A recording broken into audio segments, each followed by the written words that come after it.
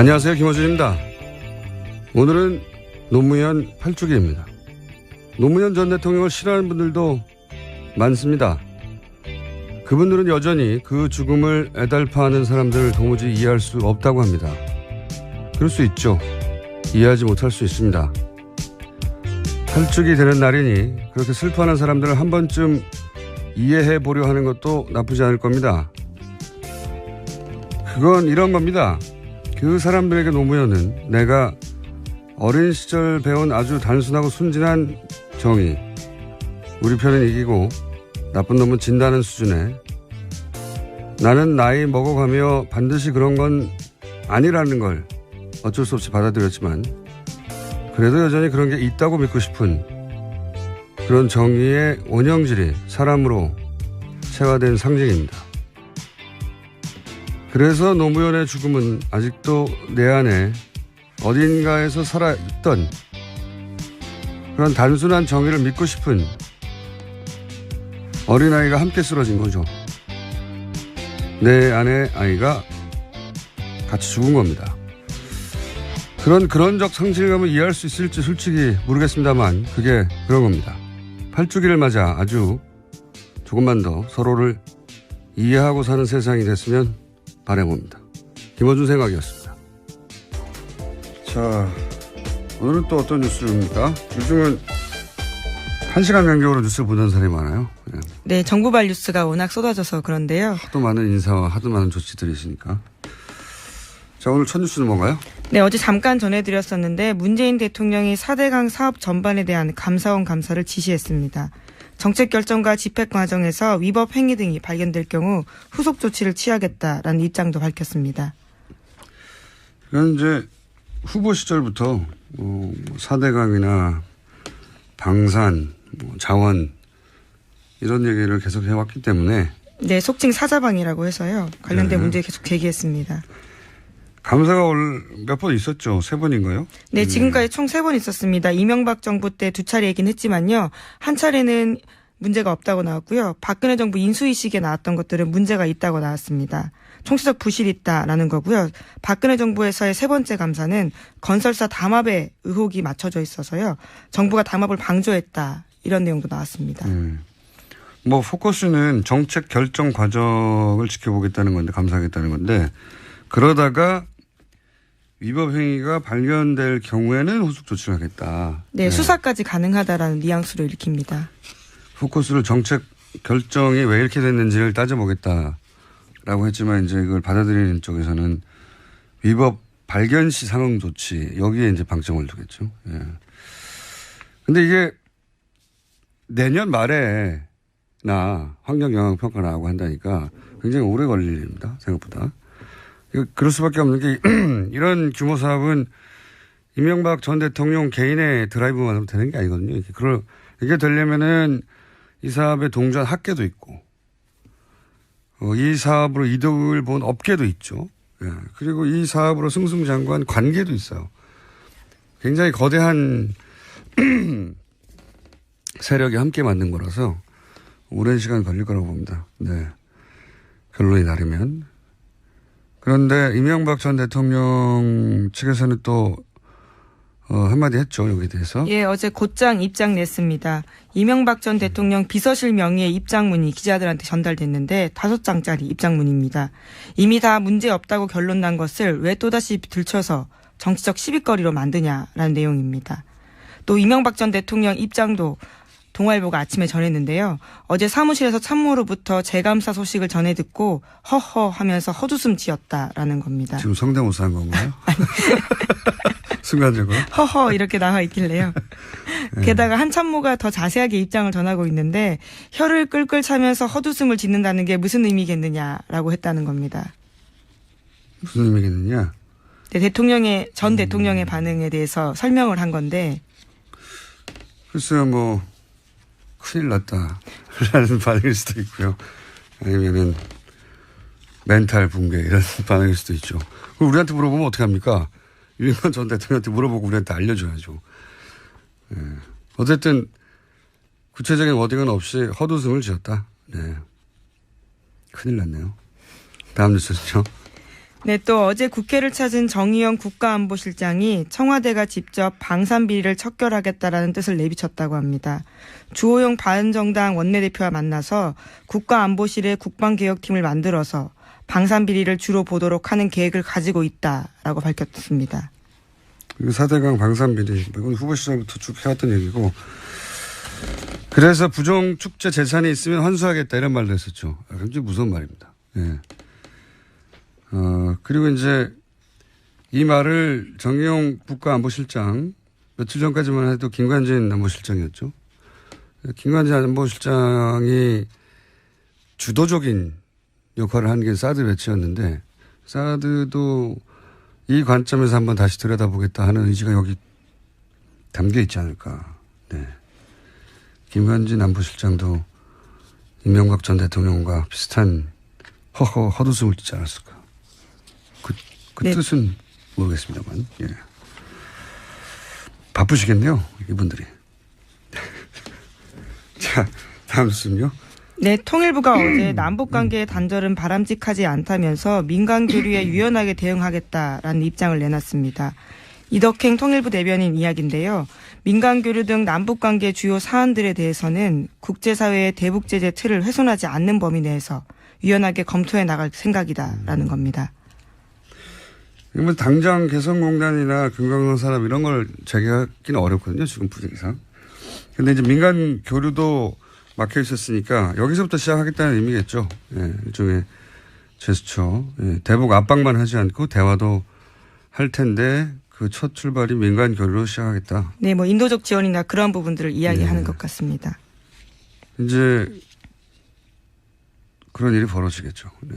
당장 개성공단이 재개되거나 그러기는 어려울 것 같고요.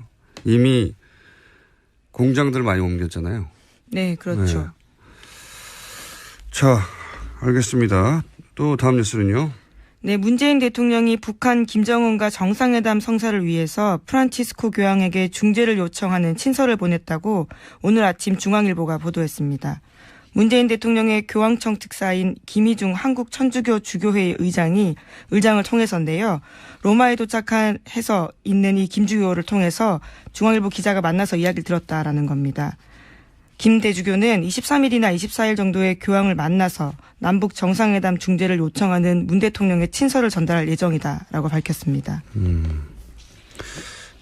그렇군요. 이게 과거에는 김대중 전 대통령 시절을 거슬러 올라가 보면 그리고 노무현 대통령하고 남북 문제의 주도권은 남북이 지고 있었거든요. 그래서 남북 당사자가 만나 해결하면 되는 사안이었는데 지금은 그 틀이 뭐 육자회담 틀이니 당사자만으로 해결이 안 되잖아요. 그러다 보니까 이런 해법을 생각해낸 것 같아요. 예전에 생각해 보면 그 팔레스타인하고 아라파 이스라엘 문제 있을 때 서로 그 마주하고 있잖아요. 둘이 만나면 돼요. 네, 만나면 되는데 굳이 미국 클린턴 대통령이 중재자로 나서서 협정을 맺은 것처럼 아니면 이제 미국 쿠바 국교할 때 교황을 중재자로 해서 협정을 맺은 것처럼. 네, 실제로 프란치스코 교황이 역할을 했습니다.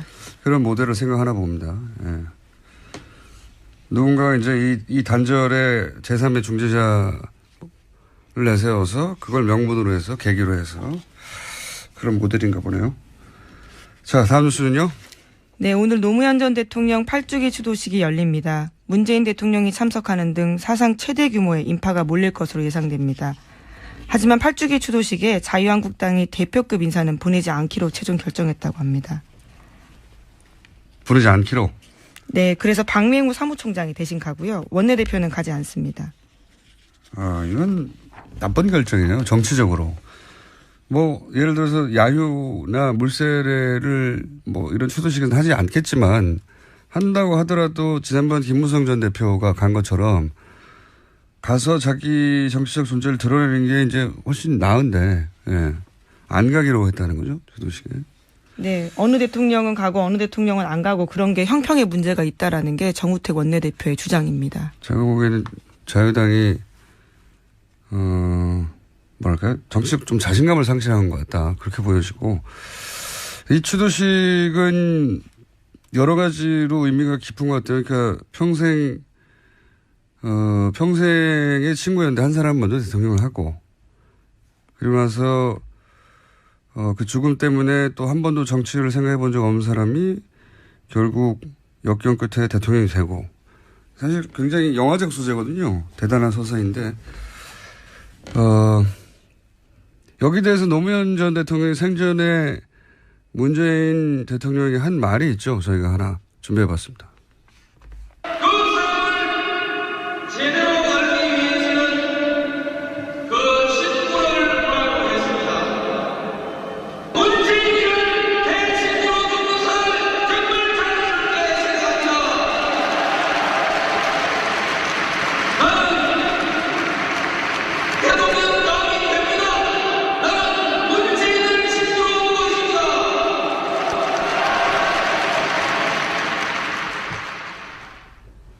이게 연설 현장에서 한 거라 정확한 어디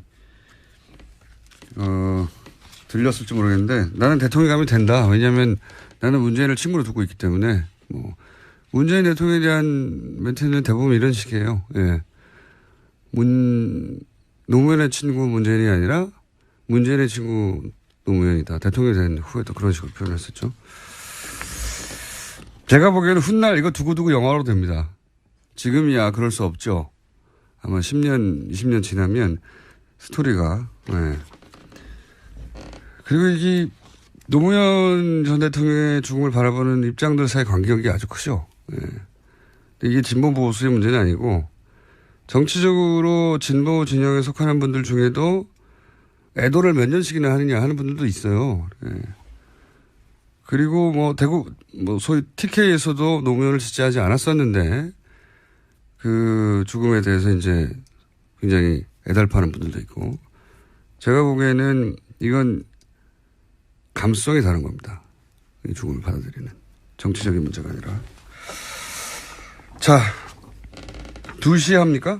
네, 오늘 오후 2시에 추도식이 열립니다. 다음 뉴스는요? 네, 박근혜 전 대통령의 첫 재판도 오늘 열립니다. 오늘 오전 10시 서울중앙지법 대심판정에서 열리는데요. 재판부가 법정 내 촬영을 허가하면서 최순실 씨와 나란히 피고인석에 선 박 전 대통령의 모습을 국민 모두 볼 수 있게 되었습니다. 이거 마치 일부러 만들어도 이렇게 되기 힘든데. 그렇게 어떻게 5월 23일 그러게요. 오전 오후가 이렇습니다. 네. 오전에는 첫 공판이고 오후에는 추도식이네요. 예. 이 대심판정은 저도 국민참여재판을 받아본 적이 있는 법정입니다. 갑자기 생각나서. 많은 인연이 있으시네요. 많은 사람이 들어갈 수 있어요. 방청권을 받아서 들어갔다는 거죠, 지금? 예, 지금은 굉장히 관심이 높기 때문에요. 보고 싶다고 해서 바로 가서 볼 수는 없고 비표를 받아야 합니다. 미리 받았겠죠. 예, 그렇기 때문에 오늘은 즉석에서 가서 볼 수는 없습니다. 그리고 재판 진행 과정을 촬영할 수는 없을 거예요, 그죠? 네, 그건 재판장의 허락이 필요한 사항인데 예. 당장 실시간으로 중계를 보긴 힘들고요. 사진 정도 촬영이 재판 시작되기 전에 있기 때문에. 전에 예. 법정 이제 재판부에서 허용해서 예. 역사적인 재판이니 사진 촬영은 가능하다 정도. 그렇군요. 촬영은 안 되는 걸로 알고 있고, 나중에 이제 이게 속기록이 있으니까 속기록을 요청하면 속기록을 받아볼 수 있어요. 네, 재판 조서가 남습니다. 네, 변호인단에서 요청하면 받아볼 수 있거든요. 음성 녹취도 받아볼 수 있고, 근데 이제 기자들은 기사를 빨리 써야 되니까 아마 손으로 쓰겠죠. 네, 현장에서 노트북으로 받아치고 있습니다. 부정확해요. 많이 겪어봐서 아는데 한 말이 그대로 나가지 않는 경우도 많이 있습니다. 여하간 저녁 때가 되면 나오긴 나오겠습니다. 어떤 이야기가 오갔는지. 근데 첫 공판이라 사실은 뭐 평이한 내용들이 아닐까. 네, 전체 혐의를 부인하는 기존 기조를 유지할 것으로 보입니다. 또 최순실 씨와 공범이라서 지금 같이 재판을 받고 있는데요. 이걸 분리해달라고 요청했거든요. 여기에 대한 재판부 판단도 나올 것으로 보입니다. 분리 요청했었는데 병합돼 있는 거죠, 이게 건이? 네, 여러 건이 병합되어 있고요. 네, 그래서 분리해달라고 요청한 것으로. 자, 다음 뉴스는요? 네, 자유한국당은 7월 3일 전당대회 열어서 새 지도부 뽑기로 했습니다. 정우택 원내대표는 불출마 선언했고요. 홍준표 전 지사의 출마가 유력한 상황입니다. 또 홍준표 전 지사는 자유한국당이 선거에서도 지고도 보너스 잔치 벌였다면서 SNS에 계속 관련된 내용 올리고 있습니다. 국민의당은 어제 의원총회 열었지만 비대위원장 선임하지 못했습니다. 오는 25일 다시 중앙위원회 열어서 비대위원장 결정하기로 했습니다. 바른정당은 다음 달 26일 새 대표 뽑습니다. 김세현, 김영우, 김용태, 이혜훈 의원 이런 분들이 꼽히고 있습니다. 홍준표 전 지사가 출마하면 아마 지금 같은 상황에서는 당선이 유력한데 문제는 이제 룰이겠죠. 룰. 대표를 어떻게 뽑느냐. 여론조사를 어느 정도 포함하느냐. 기존의 당원 당규대로 그대로 한다면 홍준표 전 지사가 제가 알기로는 절반이든가요. 여론조사 포함 정도가. 그럴 텐데 그 룰이 그대로 간다면 그럴 것 같고. 세력은 없는 분이라. 예. 네, 그래서 지금 계속 SNS에 정치적인 글을 계속 올리고 있습니다. 미국에 있지만요. 예. 결국은 홍준표 전 지사와 친박의 대결이 되겠네요. 예. 근데 친박도 지금 구심점을 잃은 상황이어서. 여하간 친박 인물 인사들의 출마 가능성만 지금 얘기되고 있네요. 예. 거기는 그렇고요. 국민의당은 일부에서는 소위 이제 동교동계에서는 민주당과 합당해야 된다는 얘기가 왜냐하면 바른정당과 합당해야 된다는 얘기가 나오자 거기에 대한 반발로 그럴 거면 민주당과 합당해야 하는 게 맞지 왜 바른정당과 합당해야 되느냐 뭐 이런 이야기도 나오고 있는 걸로. 예, 오늘 아침 조선일보가 보도했습니다. 예. 더불어민주당이 더 이상 이제 패권주의가 없어졌다라는 식의 주장을 하면서 민주당과 다시 합쳐야 된다라는 이야기를 하고 있습니다. 이유는 좀 웃깁니다. 예. 대통령이 됐으니까 더 패권이 강해진 거 아닙니까? 그런 논리라면 대표도 아닐 때도 패권 정당으로 했는데 패권이 없었다고 하는 거는 이제 민망하니까 이유를 댄 것이고 예. 시급한 건 그런 거겠죠. 지금 국민의당 내부에서 바른정당하고 합당하느냐 이건 이제 친안철수 쪽 의원들 혹은 초선 의원들의 의견인 것 같고 소위 이제 김대중 전 대통령과 정치를 함께 했던 쪽은 국민의당하고는 아니지 않느냐. 보수정당인데. 네, 바른정당하고는 아니지 않느냐. 바른정당하고는 예. 아니지 않느냐. 그런 뜻인 것 같고요. DJ 햇빛 정부를 부정하는 정당인데 그건 안 맞지 않느냐. 정통성은 안 맞다. 뭐 이런 얘기인 것 같고. 문제는 바른정당과 합치자고 하는 쪽은 현직 의원들이 많고, 예. 민주당과 같이 가야 한다고 하는 쪽들은 전직 의원들이 많고, 뭐 대충 그렇게 분리가 됩니다. 바른정당은 나온 분들이 대부분 젊은 의원들이네요. 예, 그렇죠. 젊은 당대표가 유력한 상황입니다. 이런 후보들만 나온다면, 예. 굉장히 젊은 당대표가 선출될 수도 있겠습니다. 네, 원외 의원들도 꼽히고 있긴 합니다. 알겠습니다. 제목 한두 개 정도 읽을 수 있을 것 같은데. 네, 세월호 선체 수색 계속되고 있고요. 어제 구명조끼 입은 채 온전한 상태의 유해가 발견됐다고 합니다. 구명조끼를 아예 입은 온전한 유해가 처음으로 나온 거죠? 네, 그렇습니다. 이렇게 온전한 누구인지는 모르겠지만. 네, DNA 감식이 필요하기 때문에요. 최대 한 달 정도 시간이 걸린다고 하는데 그것보다 빨리 나올 수도 있을 것으로 보입니다. 지금까지는 그보단 빨리빨리 확인되어 가고 있는 중인데. 알겠습니다. 이 문제는 저희가 한번 따로 종합해서 중간 종합을 한번 해야 되겠네요. 예. 여기까지 하겠습니다. 지금까지 시사인의 김은지였습니다. 감사합니다. 문재인 대통령이 4대강 사업에 대한 정책 감사를 지시했습니다. 4대강 문제 하면 이분이죠. 이명박 정부 초기부터 줄기차게 일관되게 지금까지 10여 년간 반대하고 비판해왔던 분입니다. 박창근 관동대 교수님 연결됐습니다. 안녕하세요, 교수님. 네, 가톨릭 관동대학교 박창근입니다. 학교를 네. 바뀌었습니다. 아, 그렇습니까? 네. 정확하게 가톨릭 관동대학교입니다. 가톨릭.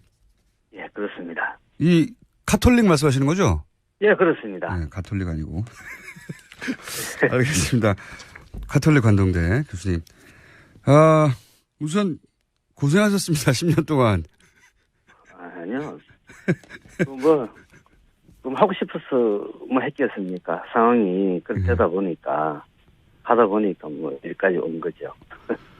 한 10여 년 동안 비판하시면서 혹은 네. 정부의 이 정책에 대해서 대통령의 정책에 대해서 직접 비판하는 게 굉장히 부담스럽고 그로 인한 불이익도 적지 않으셨던 걸로 저는 들었는데 어쨌든 그 이야기는 저희가 스튜디오에 모시면 길게 한번 하기로 하고요. 네. 이미 세 차례나 4대강 사업 감사를 했다라는 게 이명박 전 대통령 측의 반응입니다. 뭐 3번이나 했는데 자 그러면 앞에 3번은 어떤 점이 부족했었습니까?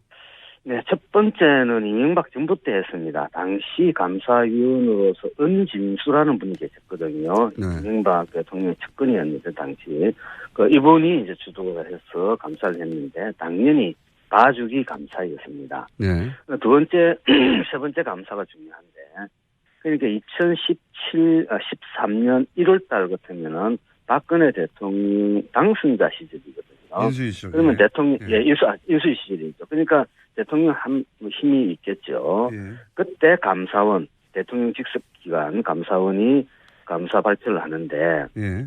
그 내용이 4대항 사업은 총체적 부실 사업이었다. 예. 설계도 잘못했고 시공도 부실하게 했고 유지 관리도 뭐 잘못하고 있다라는 발표를 하게 됩니다. 예. 그러고 나서 그해 13년 7월 예. 두 번째 감사 발표를 내는데 그때 내용은 4대항 사업은 한반도 대운하를 염두에 둔 사업이다라고 발표를 합니다. 예. 그러니까 당시 청와대 홍보수석 이정현 전 국회의원이시죠. 예. 이분께서 그렇다면은 다시 해서 한반도 대운하를 염두에 둔 것이 4대항 사업이라면은 그것은 국민을 속인 것이다라는 논평을 냅니다. 예. 자, 이걸 정리해 보면은 4대항 사업은 총체적 부실 사업이었고 예. 그리고 국민을 속인 사업이다. 예. 그러니까 대국민 사기극이었다는 뜻이죠. 예. 딱 거기까지였었습니다. 그러고 나서 박근혜 정부에서 2013년 하반기부터는 어떤 멘트도 4대강에 대해서는 나오지 않았거든요.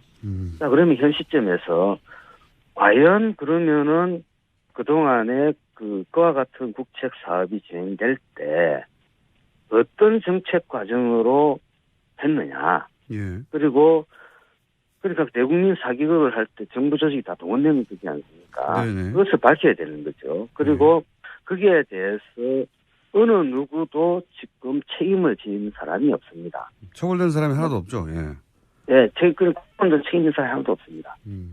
그러면은 이렇게 두면은 엉터리 국책 사업이더라도 공무원으로서 막 들어가가지고 뭐 영혼 없이 열심히 일하고 뭐 국토를 황폐화시키고 국민 예산을 낭비해도 공무원들은 책임을 지지 않는구나라는 어떤 인식이 팽배해진다면은 제2의 4대항 사업은 당연히 일어날 것이고 만약에 이것이 공무원 사이에 퍼진다 그러면은 우리나라 곳곳에서 공무원들은 이런 형태의 사업 또는 정책을 추진할 수도 있다는 겁니다. 그래서 이번 정부에서는 그와 같은 문제를 명확하게 정리를 한번 하는 게 저는 우리 사회의 발전을 위해서도 좋다고 생각합니다.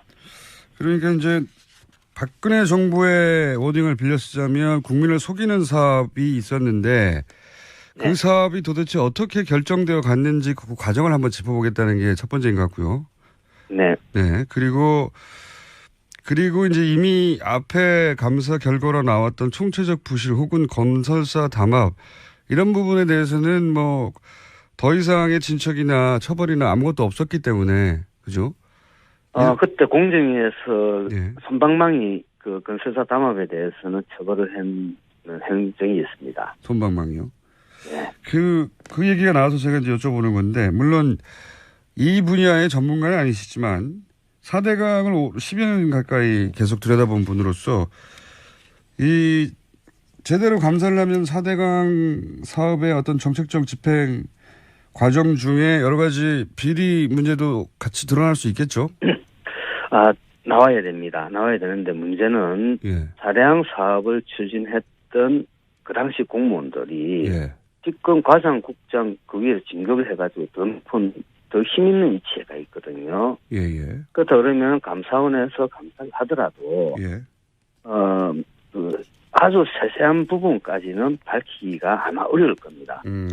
왠고하니까 그 공무원들은 당연히 저항을 하겠죠.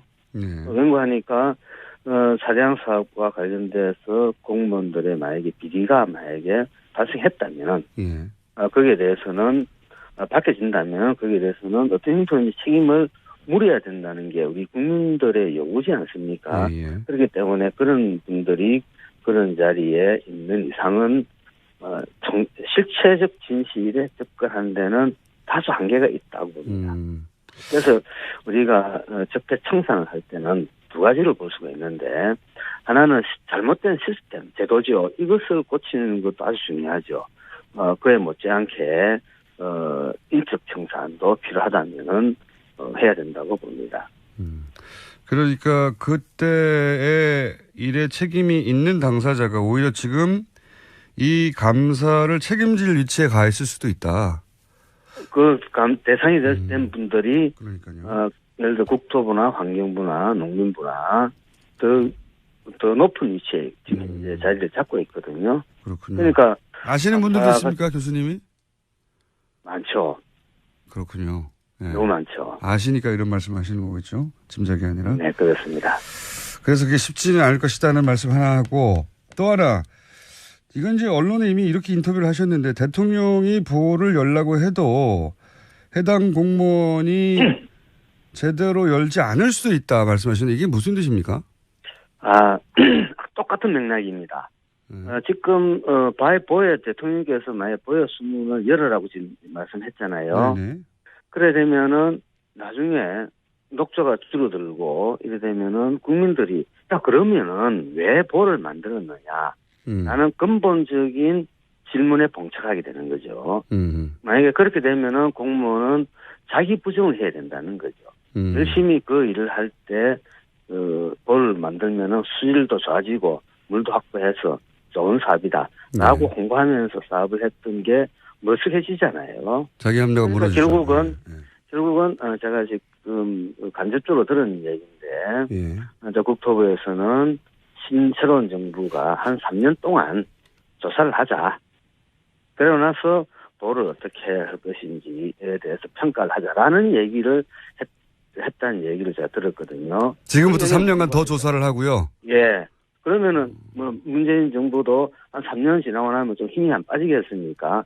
그러면 적정히 의작거리면서 또 넘어가겠다는 그런 꼼수를 부리다가 이번에 대통령께서 직접 지시를 해버렸죠. 물수문을 열고 그리고 물 관리를 국토부에서 이제 환경부로 옮겨라.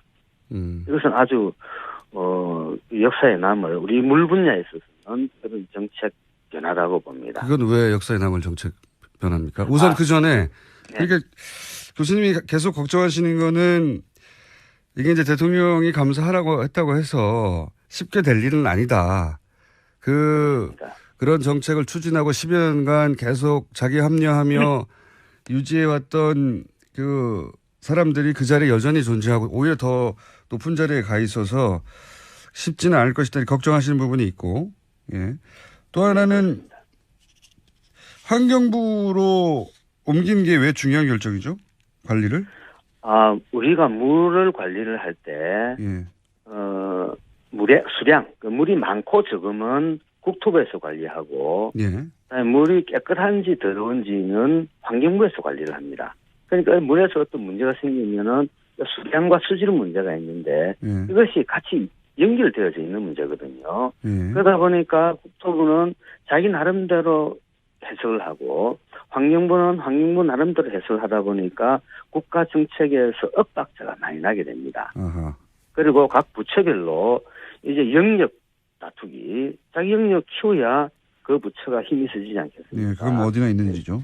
네, 땅 따먹기를 서로 한다는 거죠. 그 속에서 국가 정책은 효율성을 상실하게 되고 국민 세금은 더 낭비될 요소가 있고 실제로 그래 해왔었습니다. 그래서 지난 3, 40년 동안 수량 수질을 통합 관리해야 된다는 얘기는 우리 지금 물과 관련된 분야에서는 최대 화두였었습니다. 아, 그렇군요. 그런데 그 원칙에 대해서는 찬성을 하지만은 강론에 가서는 전혀 달라지죠. 국토부는 국토부, 환경부는 환경부가 물 관리를 해야 된다. 통합 관리해야 된다. 그리고 전문가들도 양편으로 쫙 나눠져 가지고 환경부 또 국토부 하다가 그러다 보니까 원칙적으로는 원론은 찬성하지만 강론에서는 계속 그 엇박자를 내면서 이까지 오다가 이번에 최종적으로 물 관리 일원화가 됐다고 볼 수 있고, 그다음에 또 하나는 이게 국토부의 수량 관리 업무가 환경부로 넘어왔거든요.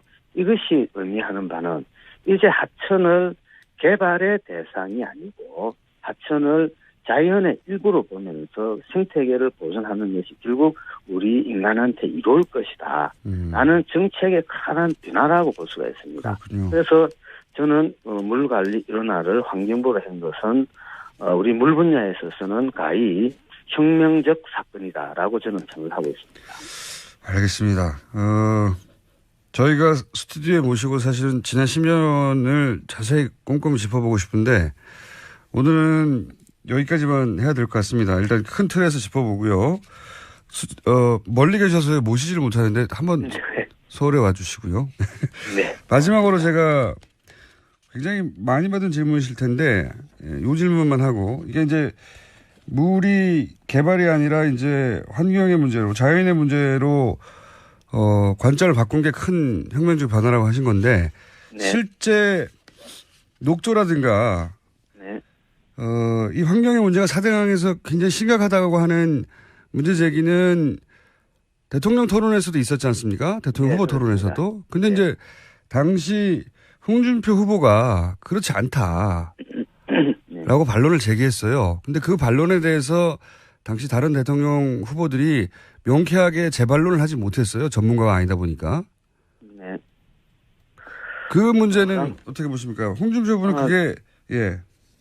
그 홍준표 당시 후보가 네. 그 녹조에 대해서 예. 제대로 공부를 하지 않으셨던 것 같아요. 녹조가 발생하려면 세 가지 조건이 다 만족해야 되는데 일단 오염물질이 하천으로 들어가야 됩니다. 예. 그다음에 온도가 올라가야 되고 그다음에 물이 정체가 돼야 되거든요. 고여야 된다는 뜻이죠. 이 세 가지 중에 하나라도 만족하지 않으면은 녹조 발생하지 않습니다. 근데 4대강 우리나라 낙동강을 본다 그러면은 오염물질은 도심지로부터 계속 들어오거든요. 그건 막을 수가 없습니다. 그 여름철이 되면은 온도 높아지죠. 예. 그것도 이제 낙동강에 녹조가 필 겁니다. 그런데 마지막 하나 남은 이 물이 흐르게 하면은 녹조가 안 생기거든요. 예. 그러니까 보를 건설해서 딱 막아버리니까 나머지 하나 조건이 충족이 된 거지 않습니까? 그래서 녹조의 어떤 메커니즘, 발생 메커니즘을 몰랐던 거고, 그리고 소양강에서는 녹조가 안 생긴다. 네네. 우리 고여에서도 그 이런 말 했는데, 예. 소양강에도 사람이 많이는 안 살지만은 사람이 살고 오염물질들이 하천으로 들어옵니다. 그래서 소양강에도 3년에서 5년 주기로 녹조가 한 번씩 발생합니다. 아, 그렇군요. 발생하지 않는 게 아니고, 그러니까 팩트가 잘못된 주장을 하셨고, 그리고 현재 지금 낙동강에 가보면 가장 큰 문제가 이 녹조들이 죽으면 사체들이 비엉켜가지고 아주 고약한 냄새를 내고 있거든요. 예. 그리고 물은 걸쭉합니다. 녹조가 많이 튀면은. 그런 물을 정수를 해가 먹는데 그 낙동강 원수에서는 마이크로시스틴이라는 독성 물질이 있습니다. 예. 이것은 간에 치명적인 악영향을 미치는데 이 물질이 국제 기준치 그러니까 세계보건기구 WHO에서 1ppb를 기준을 하고 있는데 먹는 물에서 실제 낙동강 원소에서는 2015년도 우리가 조사해본 결과 456배나 있었습니다. 그것을 정수를 하면은 환경부는 독성물질이 다 사라진다 그러는데 그러니까 456분의 1로 다 줄여야 되는 거죠. 근데 이 우리나라 정수 시스템에서 되겠다고 계속 이야기를 하는데 거기에 대한 불신은 국민들이 많은 거죠. 그래서 환경부는 물 관리를 이제 일어난다 그러면 말 그대로 깨끗한 물을 국민들한테 공급해주기 위해서는 과연 어떻게 하는 게 좋은지를 이제부터 고민을 해야 될 시점이라고 봅니다. 알겠습니다. 오늘 말씀 여기까지 듣겠습니다. 감사합니다. 네, 고맙습니다. 박창근 가톨릭 관동대 교수님이었습니다. 자, 오랜만입니다. 하영의 오프터 레코드. 예. 이제 선거가 끝나가지고 캠프를 드나들지도 않고 네. 오프터 레코드 할 게 별로 없는데 갑자기 아이템이 하나 잡혔어요. 네. 뭐냐.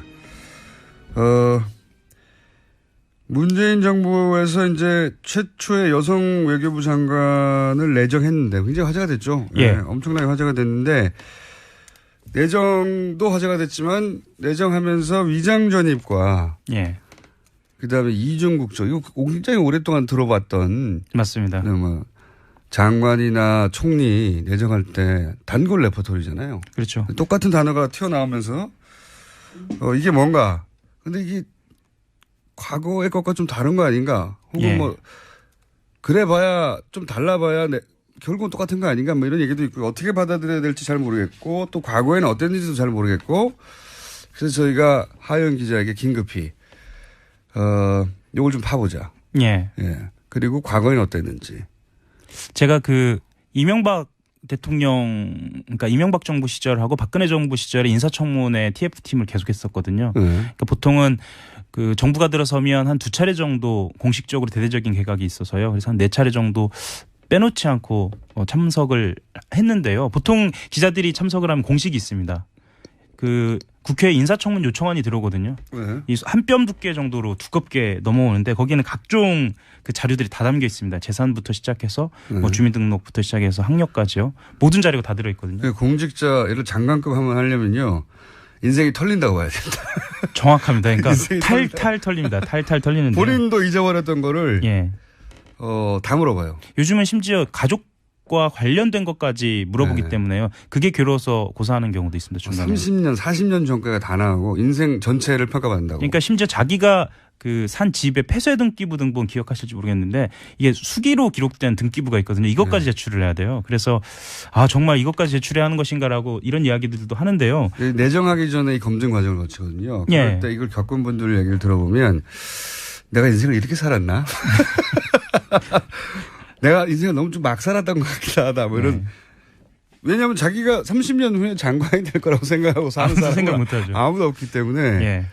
그때 걸러져서 떨어져 나간 사람도 많죠. 예, 실제로는. 보통 예. 그렇고요. 그리고 그 인사청문 요청안을 받자마자 시작하는 게 항목이 이제 4가지 정도가 있는데 일단은 제일 먼저 부동산을 들여다봅니다. 예. 예, 투기를 했는지 안 했는지. 우리나라는 부동산 없이 예. 살아남기 힘든 그렇죠. 그리고 부동산 기술 없이. 예, 실제로 그 부동산 투기를 이렇게 말씀드리면 좀 어떻게 들리실지 모르겠는데 장관 후보자 정도 되는 그 엘리트 코스를 밟은 사람들은 이 재테크들을 하거든요. 그래서 안 한 가장 사람이 없어요. 그렇죠. 가장 찾기 쉬운 네. 그 지적할 만한 사항이어서 그거부터 찾고 그 다음이 이제 위장 전입입니다. 네. 위장전 그렇죠. 위장 전입이 부동산 투기하고 대부분 관련 있는 경우가 많거든요. 그래서 자연스럽게 위장 전입으로 넘어가고 네. 위장 전입이 또 대체로 자녀를 둔 네. 그 공직자들 같은 경우에는 걸려드는 경우가 거의 많기 때문에 위장 전입을 찾습니다. 그 다음에 이제 세금 탈루 찾고요. 그게 이제 이것도 부동산하고 관련되어 있는 경우가 많은데요. 다운 계약서를 쓰는 경우가 있기 기본 때문에 코스, 기본. 예, 이게 기본 코스입니다. 그 다음에 이제 남성 경우에 병역 그리고 자녀가 있는 경우에도 병역을 면탈을 했는지 이걸 찾고 그 다음에 자녀 이제 병역에서 이제 이중 국적이 나오는 거죠, 보통. 그렇죠. 네. 예. 보통 아들이 군대를 안 가려고 예를 들어 미국에 태어났는데 결국 어떤 특정 시점에 미국 국적을 취득해 버렸다. 예. 근데 그 특정 시점은 대부분 이제 군대 갈 나이 그렇죠. 이렇게 되는 거죠. 예. 네. 그리고 가장 분노를 일으킨 게 또 병역이기도 하고요. 예, 사람들이. 그 다음에 이제 뭐 논문인데요. 논문. 예, 예. 네. 이 정도면은 지금까지 말씀드린 것 중에 이 강 후보자가 해당되는 게 2가지가 있는 겁니다. 그러니까 여기서 위장 전입이 하나 나오고 단어가 예. 위장 전입이라는 게 한마디로 거기 안 산다는 겁니다. 예. 주소는 거기가 돼 있는데 단어가 좀 무섭긴 해요. 예. 거기 안 산다는 거거든요. 그렇죠. 근데 보통 이제 절대 농지 같은 거 맞습니다. 거기 살아야지 농민이어야지 취득할 수 있는. 실제로 농사를 지어야 합니다. 또. 그러니까요. 근데 알고 봤더니 사람을 사서 짓는다든지 아니면 농사를 한 번도 안 지었다든지 혹은 이 문제가 불거지자 농사를 짓기 시작했다든지. 그러니까 실제로 MB 정부 들어서자마자 청와대에 박미석 수석이라는 분이 있었는데요. 이 청문회를 준비하면서 농사를 지었다라고 입을 다 맞췄어요. 그래서 그때 이제 한겨레에서 찾아가서 직접 마을 이장님한테 농사는 짓지 않았다. 뭐 이런 얘기를 들어서 낙마한 경우도 있고 그렇습니다. 그래서 저는 이날 그 발표 날 인상적이었던 게 일단 대통령이 직접 등장했잖아요. 그렇죠. 네, 대통령께서라고 해야 하나요? 아무튼 대통령이 직접 등장을 해서 일단 외교안보 라인을 발표한 다음에 다시 인사수석이 등장을 해요. 네. 그래서 검증 과정에서 두 가지 사실 아까 말씀드렸던 이중 국적하고 위장 전입을 이야기합니다. 그것도 굉장히 상세하게 이야기합니다. 그러니까요. 예, 그러니까 이런 경우는 없었어요. 예, 네. 보통은 인사청문 요청안이 국회에 들어간 다음에 아주 그냥 한 줄 한 줄 나오는 걸 가지고 직접 찾아가서 기자들이 취재를 하거든요. 맞아요. 그런 때 들을 수 있는 내용들입니다. 예를 들면 2002년도 2학기에 이화 여고에 전학을 했는데 미국에서 전학을 했다. 그렇죠. 했는데 1년간 친척집에 주소지를 두고 있었다. 뭐 이런 이야기들을 이렇게 디테일하게. 그러니까 그 친척집에 살지 않았다는 거죠. 딸이. 그렇죠. 딸이 그 친척집에 주소를 뒀는데 살지 않았기 때문에 위장 전입인 거죠. 그렇죠. 단어로는 딸리 표현할 단어가 없습니다. 네. 지금까지 그렇게 썼으니까요.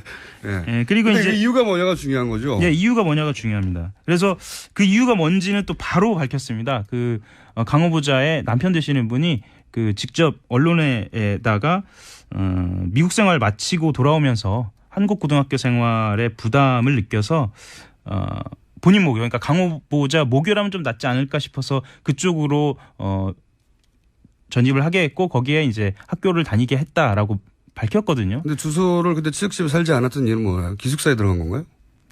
그건 거기까지는 그렇죠. 거기까지는 등장하지 않았습니다. 왜냐하면 청문회에서 등장했군요. 예, 그것에 대해서도 물어봤는데 그거는 이제 강 후보자가 직접 청문회에서 밝히겠다라고 이야기를 한 겁니다. 그래서 이게 부동산 투기하고 연결된 위장 전입은 아니어가지고 예. 제가 보기에는 청문회에서 돌파가 가능할 것 같다고 판단한 것 같아요. 네. 현 정부에서는 보니까. 우리가 무슨 절대농지 때문에 한 건 아니잖아. 뭐 이런 인식인 것 같고. 그렇죠. 그리고 이중 국적 문제도 그 딸이기 때문에 예. 병역 면탈하고 연관이 안 돼서 이건 뭐 성인이 20대가 성인이 되면서 둘 중에 하나 국적을 선택했는데 그건 딸의 선택권이었다. 뭐 이렇게 그렇죠. 그렇게 돌파하려고 하는 것 같고요. 근데 다만 이제 이게 외교부 장관이기 때문에 그 문제가 될 수 있는 겁니다. 그렇죠. 그래서 딸이 다시 재취득해야 된다. 예. 그러니까 이해 충돌이라고 하는데요. 그렇죠. 그러니까 외교부 장관으로서 활동을 할 때 뭐 영향이 있을 것으로 판단해서 딸도 뭐 기꺼이 영향이 실제 있을지는 모르겠는데 그렇죠. 예, 국민 정서상 맞습니다. 미국하고 딜을 하는데 딸이 미국 사람이야. 예. 이럴 때 이해 충돌이 있지 않을까 하는 이제 의구심을 불러일으킬 수 있죠. 예. 네. 뭐 그러면 이제 이 정도면 어느 정도가 될까를 좀 설명을 좀 드릴까요? 어느 정도 됩니까? 이 정도면 과거에 비교하면 위장 전입을 가장 많이 한 그 공직자가 누가 있는지 혹시 아시나요? 최근 10년 사이에 있을 거로 합니다. 예. 위장 전입은 뭐 몇 차례 정도 그냥 넘어갔으니까 다. 예. 이명박 대통령입니다. 본인이 예상치 못한. 공식적으로 24차례입니다. 보통 공직자들은 예. 그분은 워낙 독보적인 게 기록이 많아요. 그 다음 2위가 몇 차례일까요? 모르겠어요. 5회입니다. 5회. 압도적이네요. 압도적입니다. 예. 예, 이 압도적입니다. 기록을 갱신하기 어려울 것 같은데요. 예, 그것도 이제 좀 들여다봐야 하는데요. 물론 그 중에 3번은 법이 바뀌어서 뭐 예를 들면 조례가 제정되거나 이런 과정에서 바뀐 거고요. 또 그 중에 일부는 또 국회의원 출마를 위해서도 바뀐 것이기도 하고요. 공직자 사회에서 어쨌든 전술적인 기록이네요. 24회는. 예, 전설적입니다. 그 다음이 5회라고 하니까요. 그래서 MB 정부 시절 이후에는 위장 전입은 5개 정도 드려야 될 것 같은데 한 번에. 네, 위장 전입은 크게 문제되지 않는 걸로 저희들이 받아들이고는 있습니다. 다만 문제가 되는 건 뭐냐면요. 네. 위장 전입을 한 다음에 하지 않았다고 거짓말을 하거나 그러니까 그 이후가 문제입니다. 네. 이유가 가장 중요해요. 이유. 왜 네. 했냐 이거예요. 왜. 네. 왜 했나? 이 이유와 그러니까 그것과 관련된 거짓말이 혹시 있었을 때 그러니까 이후의 그렇죠. 태도가 중요한 겁니다. 아마 이것은 청문회 과정에서 당사자가 해명할 일이고요. 네. 언론이나 야당에서는 최대한 약점을 잡아내려고 하겠죠. 당연히. 그렇죠. 예. 본인이 어떻게 방어하고 그게 국민들한테 어떻게 납득이 되느냐의 문제인 것 같아요. 네, 맞습니다. 네. 이중국적 문제는 사실 큰 이슈는 아닌 것 같습니다. 네. 연탈이 아니어서. 특히 여성이기도 하고요. 자, 오늘 여기까지 하고요. 이거 재밌는데요.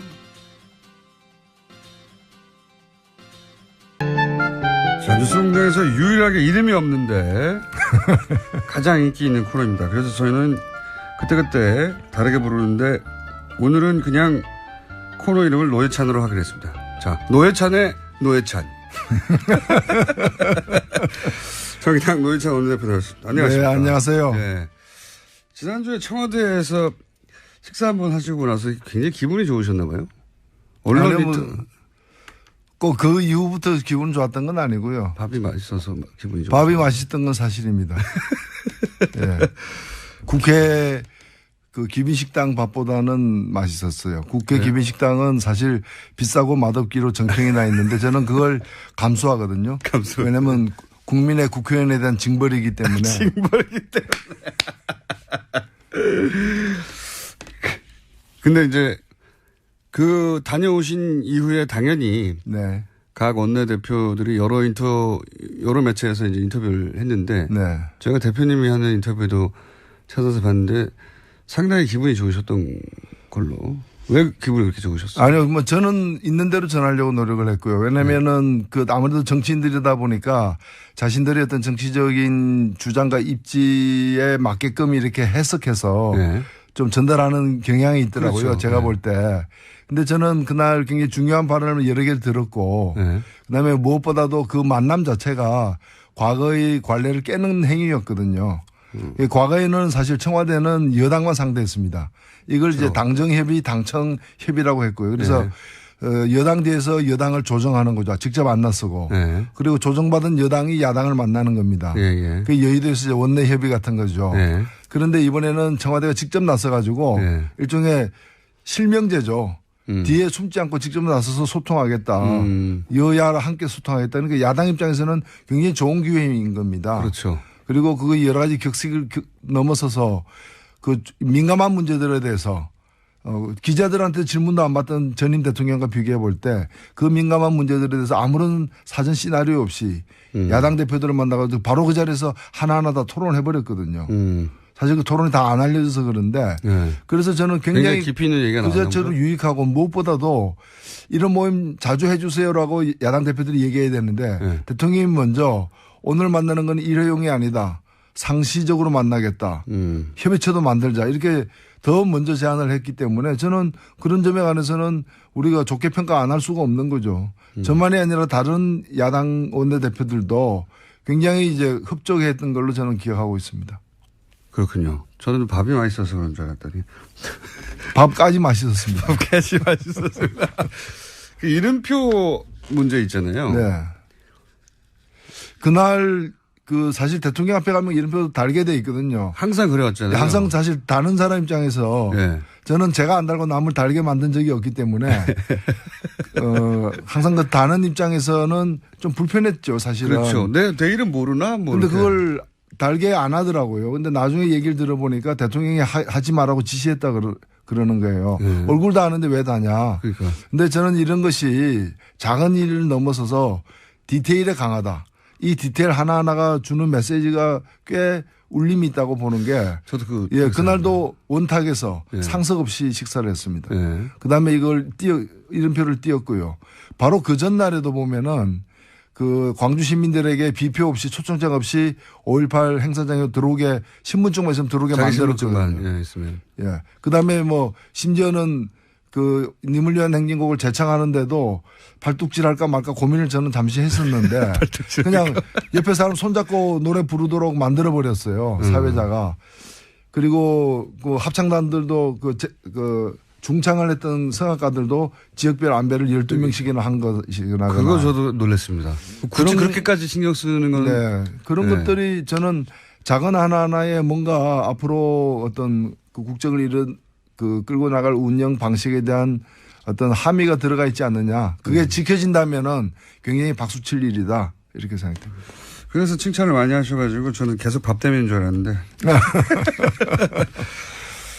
그리고 나서 그 몇 가지 이제 언론에서 거론하신 것 중에 하나가 이제 강경화 외교부 장관 후보자 같은 경우는 저희가 잠깐 다루긴 했습니다. 이 앞에 위장 전입이랑 그다음에 국정 문제가 있었는데 위장 전입에 대해서는 과거 사례하고는 다르게 봐야 된다는 인터뷰를 또 하셨어요. 예, 뭐 질문이 들어와 가지고 네. 일단은 문제가 된 두 가지 중에서 이중국적 문제는 네. 이 해당하는 사람이 딸이기 때문에 여성이기 때문에 그렇죠. 병역 면탈하고 병역 상관이 면탈을 위한 게 아니란 건 분명한 것이고 그렇다면은 그래도 문제는 될 수 있지만 네. 이제 큰 문제는 아니다. 과거의 이중국적 문제하고는 좀 다른 거죠. 네네. 네. 그다음에 위장 전입 문제는 제가 이건 좀 더 들여다봐야 된다. 보도된 것만 보고 판단하기 어렵다라고 얘기를 먼저 했습니다. 다만 이 위장 전입이 청와대의 해명에 따르면은 그 외국에 있는 아이가 이제 고등학교를 전학하는 과정에서 친척집에 잠시 있었던 걸로 이렇게 얘기됐기 때문에 그것이 사실이라면은 뭐 예를 들면 뭐 농지를 갖다가 이렇게 매입하기 위해 부동산. 가지고 살지 않는 걸 사는 것처럼 한 그런 부당한 이익을 얻기 위한 것하고 조금 다르지 않느냐. 그런 사실 차원에서. 이게 유일로 지금 그 부총리 예. 케이스하고 비슷하거든요. 예. 그러니까 그때 강남 학군에다 애 보내기 위해 가지고 예, 예. 한 것하고 예. 이 여기도 특정 학교에 넣기 위해서 이제 한 예. 것이 유사해 보입니다. 더 들여다봐야 되겠지만. 그렇죠. 예. 뭐 그래서 이게 좋은 학군에 보내기 위해서 그런 거냐 아니면 본인의 출신 학교였기 때문에 굳이 글로 보내려고 한 거냐. 네, 등등. 그런 점에서 좀 다르고 예. 그래서 아무 문제 없다고 볼 수는 없어요. 어차피 위장 전입은 위장 전입이니까. 그 그러나 자체로는, 예. 여기에도 이제 경중이나 이런 건 좀 구분해야 되지 않느냐 뭐 그런 뜻이고 이것은 더민주당이기 때문이가 아니라 누구라도 예. 다른 저는 뭐 자유한국당이라도 이런 케이스 이런 케이스만 있는 경우가 드물어서 그렇지 예. 이런 케이스라면은 또 마찬가지로 저는 평가할 수 있다고 봅니다. 이게 과연 결격 사유인지는 인사청문회에서 본인이 직접 해명하는 게 그렇죠. 그리고 해명에 이제 따라, 예. 다른 무엇이 더 나올지는 지켜봐야 하는 것입니다. 맞습니다. 그 부분을 별도로 두고 이 장관 자체의 자질에 대해서는 어떻게 평가하십니까? 논평을 꽤 호의적으로 정의당에서 냈던데. 예, 일단 뭐 우려되는 아직 확인되지 않은 점들도 사실은 있습니다. 예. 뭐 북핵 문제를 다뤘지 않았다는 그런데 저는 이제까지 다룬 사람들은 뭐냐? 잘 다뤘느냐? 잘 다뤘으면 이 모양 이 꼴이 됐겠느냐는 의문도 있고요. 예. 다만 이 외무고시 출신 아닌 사람, 특히 여성을 그 자리에 앉혔다는 것은 그냥 이 민간인을 갖다 국방부 장관 앉힌 것보다 더한 사실은 그 조직에 충격을 주는 일입니다. 조직 입장에서 그렇죠. 예. 그리고 외교부 장관이 외교를 갖다가 총괄 독단적으로 책임지는 자리는 아니기 때문에 무엇보다도 외교는 대통령이 책임지는 자리고 그다음에 국가안보실장이라는 여러 스텝들이 있기 때문에 저는 외교부 장관에 있어서 그동안에 이제 외무고시 출신으로 그 익숙한 사람 그리고 주로 보면 그 오랫동안 외교부에 있으면서 주로 이제 그냥 좀 미국에 치우친 그런 미국 라인이죠, 미국 라인. 예. 그런 이제 어떤 뭐 정권의 대통령의 말보다는 어떤 미국 눈치를 더 보는 게 몸에 습관화되어 있는 그런 사람이 아닌 사람 쪽에서 됐다는 점에서 저는 그 자체만 놓고 보더라도 꽤 평가할 만하다. 평가할 만하다 이렇게 봅니다. 이제 첫 번째로 이낙연 총리 인사청문회가 시작되잖아요. 내일부터인가 그렇습니다. 인사청문회. 네. 어떻게 전망하십니까? 인사청문위원회에서 정의당은 빠졌던데. 죄송합니다. 뭐 부덕의 소치인데 이게 지금 그 일반인들은 잘 모르시지만 국회 내에는 현재 그 일정한 공식이 있습니다. 그 공식에 의해서 이제 각 당에다가 이제 배분을 하는데 인사청문회법에 의해서 13명으로 돼 있고 정원이 13명을 나누면은 바른당이 32명이었을 때는 정의당에 1명이 옵니다. 인사청문회. 근데 바른당에 12명이 절로 건너갔지 않습니까? 자유당으로.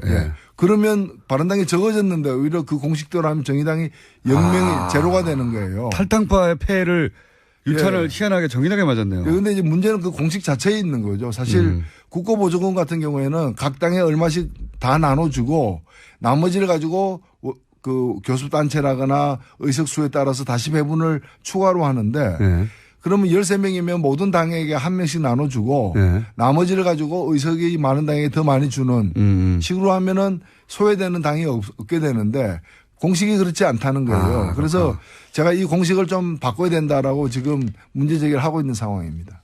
그러네요. 네. 아니 국민들의 민의를 반영한다는 의미에서도 정의당이 요즘 지지율이 다른 정당만 못지 않은데 그렇죠. 비슷비슷한데요 다.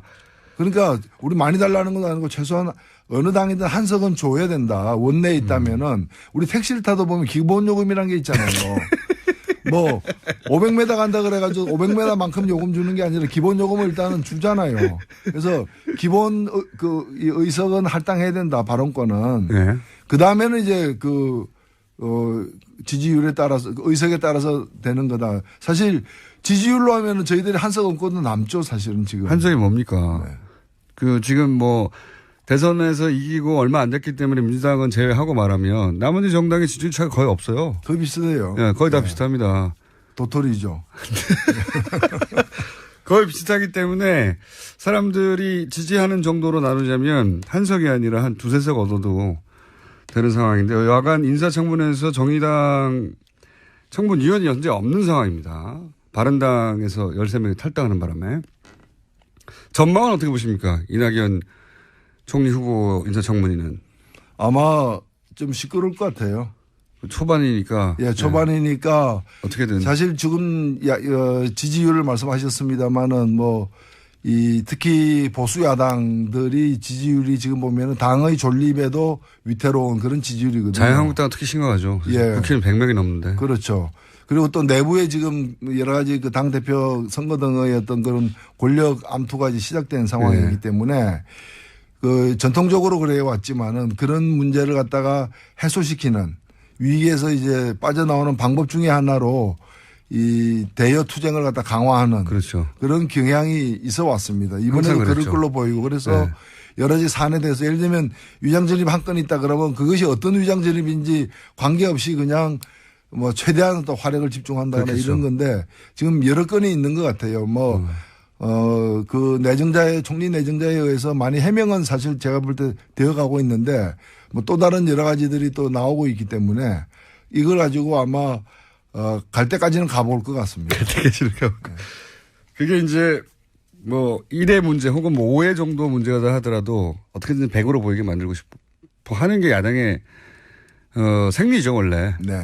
그럼 더군다나 이제 정권 초에는 특히 심하잖아요. 특히 사실 박근혜 정부 같은 경우에는 이 총리 내정자를 연거푸 이렇게 잘못된 사람을 내정하면서 이 청문회 가기도 전에 문제가 되고 이렇게 해가지고 사실 집권 초반에 뭐 그냥 다리에 힘이 빠지게 된 주요 계기가 되었었죠. 후보들의 문제가 기본적으로 많기도 했고요. 예. 근데 그러면서 지지율도 많이 이제 빠지기도 했고 그랬었는데 이번에도 이제 그렇게 만들려고 하겠죠. 예. 그런데 그렇게 절실하게 뭐랄까요, 공격을 해야 되겠다고 야당이 마음먹지 않을 수 없는 게 보수 야당이 문재인 정부 지지율이 원래 뭐 출범 초기에 모든 정부가 높긴 하지만 과거에 그 수치하고 비교해도 유난히 높은 편이거든요. 인수위가 없어서 그런 점도 있는 것 같습니다. 그러니까 인수위라고 하는 좀 김 빠지는 기간 없이 바로 임기를 시작해서 그런 것도 있는 것도 같고 또 실제 이제 그 이전 정권 박근혜 정부하고 너무 비교돼서 그런 것도 있는 것 같고요. 그런 조건이 주는 이득 말고 그 외에 이 최근의 공공행진 이유는 어떻게 분석하십니까? 제가 볼 때는 오랫동안 우리가 비정상에 젖어 있다가 그야말로 상식적이고 정상적인 그런 이제 통치행위가 이게 개시되었는데 그것이 오히려 훨씬 신선하고 충격적으로 다가오는 그런 효과가 아닌가. 그건 분명히 그런 그런가 하면은 오랫동안 이제 목말라 하다가 시원한 냉수 한 잔 마시면 뭐 달콤한 꿀 같잖아요. 이제 그런 효과처럼 보여져요. 사실 하나하나 놓고 보면은 이렇게 당연하고 이렇게 상식적인 걸 그동안 왜 안 했지 이런 의문이 드는 일들인데 뭐 해괴하고 희한한 일을 지금 벌이는 게 아니잖아요. 굉장히 정상적이고 인간적인 근데 하도 그 전에 비정상적이었고 몰상식적이었고 비인간적이었기 때문에 상식적이고 인간적이고 정상적인 일들이 귀해 보이기 때문에 그 효과가 아닌가. 그에 대한 만족도가 매우 높은 것 같습니다. 사실 득표로 따지면 유효 득표율이 대통령 직선제가 재개된 87년 이래 7번의 대통령 선거 중에서 문재인 후보는 가장 득표를 적게 하고 출발한 정부예요. 그럼에도 불구하고 그 어느 정부보다도 높은 어떤 초기 지지율을 보이는 이유는 하도 그동안에 올해도 한 12년간 이렇게 이 잘못된 비정상적인 상태로 우리가 살아왔기 때문에 그에 대한 어떤 가뭄의 단비 같은 효과를 느끼고 있는 게 아닌가 이렇게 생각됩니다. 얼마나 갈까요? 글쎄요. 네. 제가 볼 때는 이제 그래서 이미 이거 로드맵을 그래서 짠 것 같아요. 이제 총리 인선하고 장관 인선을 분리한 것. 그 장관을 훨씬 뒤로 미룬 건 잘한 거. 그래서 그런 것 같고요. 왜냐하면 장관 때부터는 시끄러울 겁니다. 그렇죠. 예, 그건 시끄러울 거고. 후보도 많고. 예, 또 많기 때문에. 그 중에 또 뭐 후보 많다 보면 확률상 또 그런 점도 있는 그렇죠. 거고. 예상치 못한 것도 예. 나올 수 있고요. 그리고 네. 법안도 보면은 법안 하나 통과시키기 힘들기 때문에 법안도 주요한 거, 그러니까 총리 인선이라거나 정부 조직법이라거나 그다음에 일자리 추경을 갖다 먼저 하고 왜냐하면 이거하고 법안하고 섞어버리면은 법안 중에서 하면 안 되는 법안까지도 이렇게 옵션으로 이제 끌어들어올 수가 있거든요. 이걸 구분해 가지고 하는. 그런데 결과적으로 보면 시간이 지나고 여름 제가 볼 때는 장마는 시작될 것이다. 그때 이제 법안들 다루고 그다음에 장관들 다루게 될 때는 아마 현재 이제 이 다야 구도 구조에서는 예. 좀 만만치 않은 시끌시끌하겠죠. 예. 그래서 오히려 초반에는 이렇게 그래서 초반에 개혁의 동력을 얻는 게 굉장히 중요한 거죠. 그렇죠. 그리고 상징적인 조치를 그래서 많이 한 것 같고요. 네. 국정 동력을 많이 확보해 두려고 하는 것 같고 실제 미디어를 참 잘 다뤄요 보면. 그런 생각 안 하십니까? 예를 들어서 지금 그 양산에 내려갔을 때 문재인 대통령이 이제 강아지를 이렇게 네. 쓰다듬는 사진이 이제 포털에 네. 노출되지 않습니까? 청와대에서 제공했을 텐데 보통 청와대에서 제공하는 대통령 사진은 대통령 얼굴이 잘 나왔거나 또 근엄한 사진이거나 또는 뭐 다른 사람들보다 훨씬 돋보이게 만드는 사진이거나 이런 거를 주로 뽑아서 올리거든요. 그러니까 이제 과거에 청와대에서 제공하는 거는 자기들이 보여주고 싶은 걸 제공했다면은 네. 지금은 국민들이 보고 싶어 하는 걸 제공한다는 점에서 시각의 기본 차이가 있는 거죠. 그리고 그 사진을 보면 분명히 청와대 제공인데 대통령 얼굴이 잘 보이는 것도 아니에요. 그냥 강아지, 오랜만에 만난 자신의 애견을 이렇게 쓰다듬는 사진인데 여기서 드러나는 건 그냥 강아지와 강아지 주인의 관계거든요, 관계. 그래서 제가 이번에 청와대 방문했을 때 나오면서 그 전병헌 정무수석이나 임종석 비서실장에게 귀하들 많이 진화했다. 네, 맞아요. 예. 맞습니다. 그랬더니 그 시인하면서 그동안의 여러 과거에 시행착오와 이런 것 때문에 이제 고생한 걸 얘기를 하더라고요. 그래서 저는 뭐 그런 점에서는 상당히 좀 역사의 일부 진전이 아닌가. 의식하고 스스로 하는 거군요. 네. 그럼요. 그러니까 그런 걸 잘해보려고 또 어떤 것이 더 옳은 것인가 또는 어떤 것이 더 요구되고 있는가에 대해서 고민을 많이 하는 것 같아요. 근데 그 강아지 사진은 결국은 대통령이 아주 뭐랄까요. 자기보다 약한 동물을 사랑하는 마음 뭐 이걸 드러내는 걸 뿐이거든요. 대통령 얼굴은 잘 보이지도 않아요. 근데 굉장히 임팩트 있거든요. 그런 사진은. 그렇죠. 예, 반려동물을 좋아하는 사람한테도 효과가 있고. 그 자체가 훈훈하잖아요. 훈훈하고 메시지가 있잖아요. 그러니까요. 예. 아, 참, 누구가 하는지 모르겠는데 참 세련되졌다 이런 생각을 하는데 미드를 잘 다룬다고. 자, 4대강 얘기를 또 해봐야 되겠어요, 이제는. 예. 왜냐하면은 최근에 내놓은 것 중에 가장 큰 건이 4대강인 것 같습니다. 예. 이거는 뭐 10년 이상 오래된 이야기고. 근데 어제 국민의당의 이상돈 의원이 4대강 문제는 김기춘 비서실장이 덮었다고 저희가 처음 듣는 얘기를 인터뷰에서 했어요.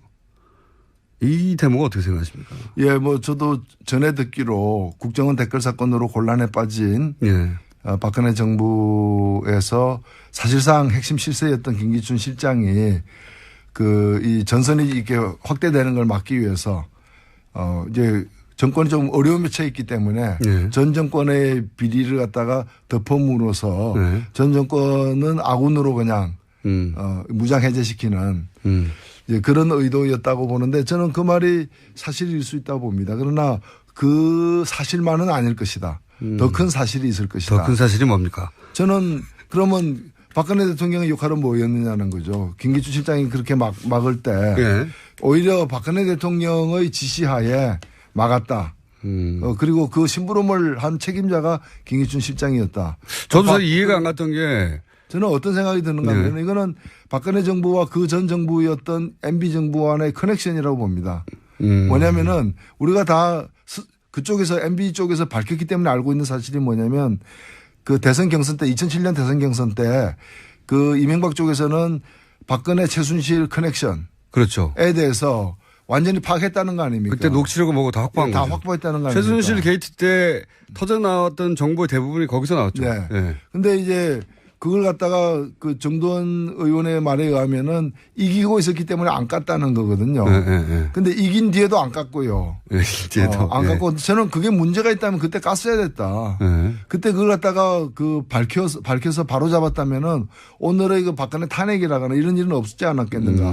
물론 박근혜 정권이 탄생하는 일도 없었겠지만은 박근혜 탄핵이라거나 지금 이 현직 대통령이 재판까지 받는 이 엄청난 사태를 막았을 수 있으리라고 보고 그 점에서 저는 이 박근혜 국정농단 사건의 MB가 네. 사실은 굉장한 이제 증거 은닉 인멸의 책임이 있다고 좀 보는 거예요. 그런데 박근혜 정부 초기에 예. MB가 그걸 갖고 있다는 거는 우리가 알고 있는 만큼 박근혜 당시 대통령은 더 잘 알고 있었을 것이고. 경선에 싸웠으니까요. 예, 그래서 제가 볼 때는 MB가 그걸 왜 밝히지 않았는가. MB 정권이. MB 정권 퇴임 이후에 예. 자신들을 보호하기 위한 어떤 그런 방편으로 그걸 계속 쥐고 있었고 그걸 쥐고 있는 MB를 갖다가 뭐 그 원세훈 문제라거나 여러 가지 국정원 문제나 이런 게 칠 수가 없었던 거죠. 그래서 서로 범죄자들끼리 서로 공모한 거죠. 각각 다른 범죄를 저지른 범죄자들끼리 그 범죄 사실을 서로 알면서 그걸 서로 봐주게 하면서 서로를 지켜준 그런 상황이 여기까지 온 게 아닌가 봅니다. 보험으로 지고 있었다고 보시는 거군요. 그렇죠. 보험으로 예. 지고 있었고 그렇기 때문에 그 박근혜 5년 내내 예. MB 쪽 인사들의 주요 어떤 문제가 이제 뭐 건드린다 하면서도 제대로 못 건드리고 그냥 다 덮고 넘어간 이유가 그게 있는 것이고 그 대표적인 것이 4대강 비리라는 거죠. 4대강과 관련해서 사실은 박근혜 후보 시절부터 그리고 2007 계속 비판했죠. 4대강 또는 그 대우나 말도 안 되는 거라고 각을 많이 세웠었고. 그러니까 4대강이 얼만큼 허황된 계획인가를 잘 아는 사람 중에 한 명이 박근혜였던 거죠. 그러나 그 자기가 정권을 잡았음에도 불구하고 특히 그 사회 각계각층에서 제대로 이건 수사하고 조사해야 된다. 왜 이렇게 됐는지. 네. 그걸 그래서 감사 요구가 수태에 있었음에도 불구하고 감사원이 제대로 감사하지 않고 막판에 가서야 너무 여론이 비등하니까 좀 하는 척 하다가 그만둔 거죠. 그리고 나서는 실제 그 감사로 인해서 처벌받은 사람은 한 사람도 없어요. 없는 것이죠. 공익사회에서. 예. 그리고 왜 이렇게 그리고 무엇보다도 뭔가 하면 진실이 안 밝혀진 거예요. 4대강 사업으로 우리 자연이 어느 만큼 망가졌고 어느 만큼 우리가 이제 위험하게 됐는가에 대해서 예. 그것도 안 밝힌 상태인 거고 그러니까 지금도 보면은 그 과거의 관쪽 언론들은 그 주로 스피커들은 보면은 별 문제 없다. 그렇죠. 여전히. 오히려 보호가 지금 홍수 예방 등 좋은 작용을 하고 있다. 녹조 그 아무 문제 없다. 마셔도 된다. 뭐 그렇게 얘기를 하고 있는 마셔도 거예요. 된다. 그 전문가들에 의하면 똥물도 정수를 할 수 있답니다. 근데 왜 우리가 똥물을 마셔야 되냐 이거죠. 그렇죠. 네. 그 정수 비용만 놓고 생각하더라도 네. 뭐 그렇게 갈 수는 없는 것이죠. 그러니까 이제 대표님이 보시기에는 이상돈 의원은 김기춘 비서실장이 막았다고 하지만 김기춘 비서실장은 실행을 했을 뿐이지 그것을 막으라고 지시한 사람은 박근혜 전 대통령이었다고 봐야 된다. 당연히 그렇게 봐야 되는 거고 더 거슬러 가면은 이명박 쪽에서 쥐고 있었던 박근혜 최순실 커넥션의 어떤 전모 약점. 그걸 갖다가 터뜨리는 걸 막기 위한 것이었다 보는 거죠. 2007년 경선 때 가지고 있던 그 뭐 녹취록 정도가 아니라 정권을 잡고 난 다음에는 훨씬 더 많은 정보를 취득했겠죠 아마도. 그렇죠. 예. 그러니까 저는 정도원 의원도 문제라고 보는 것이 지금 이런 엄청난 사태가 지금 발생하고 대통령이 파면되고 탄핵되고 감옥까지 간 상황에서도 왜 진실을 안 밝히냐 이거예요. 누구를 위해서 진실을 안 밝히냐 이거죠. 정두환 의원요? 예. 정도원 의원이 다 안다고 하면서 안 밝히고 있거든요. 아, 이 4대강 관련해서요? 예. 저희가 인터뷰 아니요. 4대강이 아니고 예. 그 박근혜 최순실 커넥션에 대해서 예. 당시 조사 책임자였지 않습니까? 아, 인터뷰도 많이 했습니다. 사실. 했는데 예. 다 밝히지 엄청난 게 있다는 거면 얘기해. 그랬나요? 예. 아, 인터뷰 해봐야 되겠네요. 이 감사 지시에 대해서 이명박 전 대통령이 뭐 다 끝난 얘기를 시비거리를 정치적으로 만들려고 한다는 반응에 대해서는 어떻게 보십니까?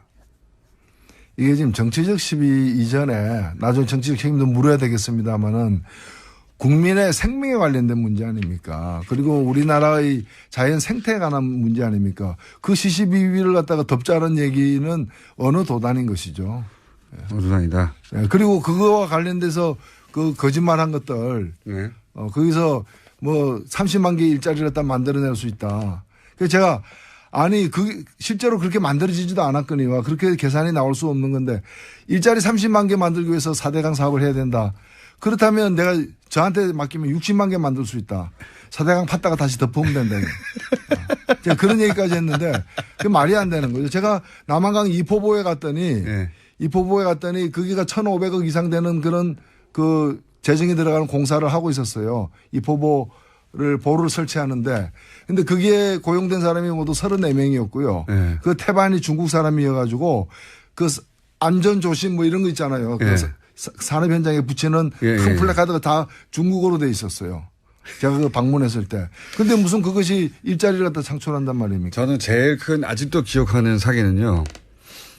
비용 어떻게 마련할 거냐. 초창기부터 그 얘기 나왔죠. 그랬더니 그 땅을 파면 모래가 나오잖아요. 준설토. 그거 팔아가지고 다 메꿀 수 있다고 돈 비용. 그거 기억나십니까? 네. 그랬는데 예. 그래서 준설한 그 낙동강변에 그 모래를 갖다가 예. 팔리지 않으니까 보관하는데 돈이 드는 거예요. 그러니까 그렇죠. 뭐 개인 땅에다 그걸 갖다 서 예. 하치를 해야 되니까 그것 때문에 골머리를 앓고 있다는 거 아닙니까? 그리고 모래가 이제 또 부족해 가니까 이제 모래를 또 수입에 의존해야 되는 것이고요.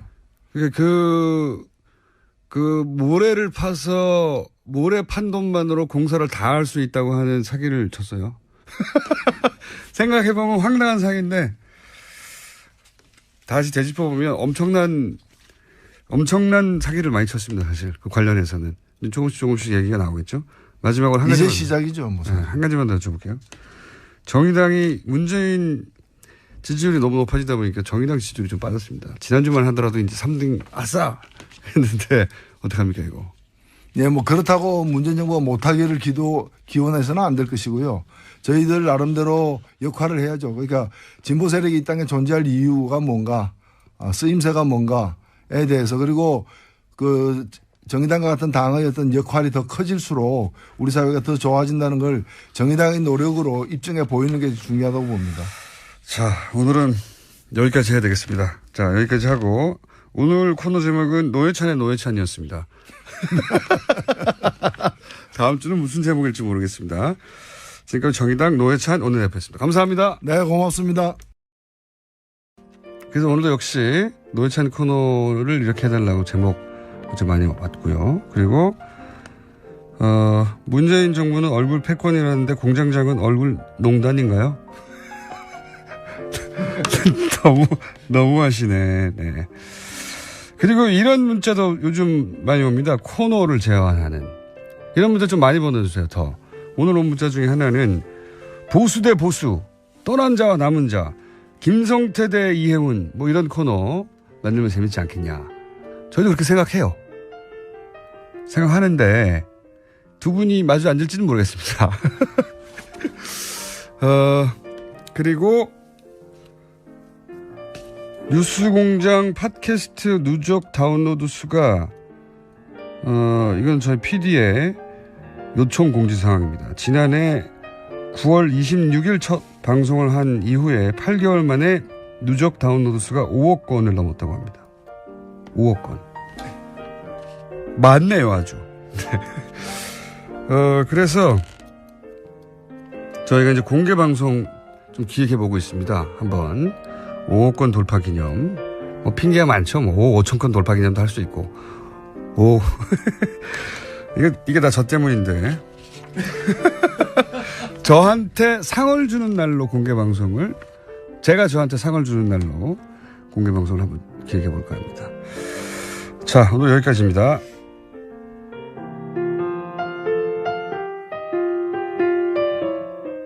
칼칼칼 폴라니, 제가 앞으로 회원 좀 많이 가입하라고 이름을 강조해서 부르겠습니다. 칼칼 폴라니. 실제로는 그냥 칼 폴라니인데 칼을 강조하면서 칼칼폴라니 사회경제연구소 정태인 소장님 나오셨습니다. 안녕하십니까? 네, 안녕하세요. 지난 주말에 소장님 전문 분야인 경제부 관련한 주요 인사들이 내정됐어요. 네. 네. 네. 뭐 김상조 공정거래위원장 김상조 교수님하고도 당연히 인연이 있을 것이고. 네, 대학교 3년 후배죠. 장하성 교수. 장하성 교수는 고등학교 때부터 알았습니다. 고등학교 때. 예, 제 고등학교 동기가 장하성 교수 동생입니다. 그렇군요. 그러니까 고등학교 때부터 그 집에 갔었고 그때부터 알았죠. 고등학교 때부터. 자, 30년, 40년 됐죠. 네, 굉장히 바닥이 좁네요. 그리고 김동연 경제부총리. 는 모릅니다. 제가 청와대에 있을 때 제가 더 높았던 것 같습니다. 아랫사람이었다. 그래서 다른 거 이전에 이분들이 어떤 분들인지 좀 설명해 주세요. 김상조 교수, 장하성 실장, 이분들이 앞으로 펼칠 정책에 대해서도 이제 그 정책을 어느 정도 짐작을 할 수 있어요. 네. 해왔던 발언들도 있고. 그런데 이제 어떤 분들이냐. 이분들은 그러니까 경제 이론으로 얘기하면 사실 같은 계열은 아니에요. 그래요? 예, 김상조 교수는 케인즈주의이고, 케인즈요? 예, 그리고 장하성 교수는 경영학과 출신이지만 기본적으로 시장주의라고 볼 수가 있는데 이 두 분이 같은 치 엮이고 같은 전술을 쓰게 된 거는 소액주주 운동이죠. 삼성 때문에. 예, 1999년 3월 20일 네. 장하성 교수가 드디어 학자가 아니라 시민운동가로서 사람들한테 알려진 게 삼성 주총에서 8시간 동안 이제 공방을 벌이잖아요. 그렇죠. 예. 근데 이제 소액주주 운동이라는 게 에버랜드 것 때문에 예, 시작된 그러니까 거죠. 사실은 장하성 교수하고 김상조 교수가 대중적으로 알게 된 건 전부 삼성하고 연관되고 또 이게 상속하고 연관돼서 그러니까요. 뭔가 배임죄를 저지른 것들을 삼성 일가가 자식에게 재산을 넘기는데 그 방법이 너무 치졸하고 불법적이고 근데 왜 아무도 문제 삼지 않느냐. 이건 큰 문제다. 치졸하진 않아요. 교묘하죠. 그러니까 그때 우리가 처음으로 교묘한가요? 네. 이 얼마나 재벌들이 순환 출자라는 걸 복잡하게 해놔가지고 도대체 알 수가 없는 그림들. 네. 그래서 반도체 회로 같은 그림들을 그때 처음 봤고 그때 이제 지배구조라는 걸 어떻게 해야 되는지 알게 됐던 거죠. 이 두 분이 가장 먼저 나서서 대중적으로 문제 제기를 해서 알려지기 시작했고 굉장히 큰 화제가 됐어요. 주총에서 일어나서 막 소리 지르고 그러니까 그때 문제 제기 방법이 주식을 사는 거죠. 네, 주식을 사서 일부 사가지고 주주의 자격으로 참석한 다음에 거기서 문제 제기를 공개적으로 하기 시작한 거죠. 예, 그게 이제 미국에서 주주 행동주의라고 하는 건데 장하성 교수가 펜실베니아 출신이기 때문에 펜실베니아 출신 또 있어요.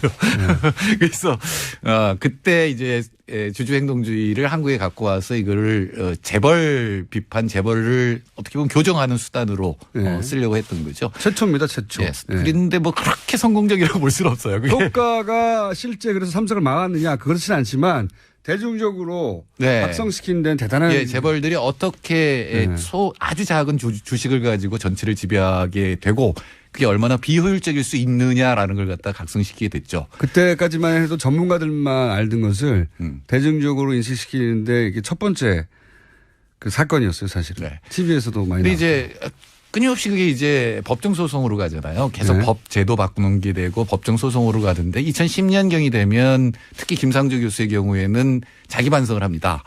이게 이렇게 해서 분명히 알리는데 많이 알게 하는 데는 도움이 되는데 실제로 고치지는 못한다. 실제로 재벌을 어떤 방향으로 몰고 갈 수는 없다. 네, 그래서 이제 두 가지를 들고 나오는데 하나는 기관 투자자의 스튜어드십. 이번엔 두 교수가 다 얘기했어요.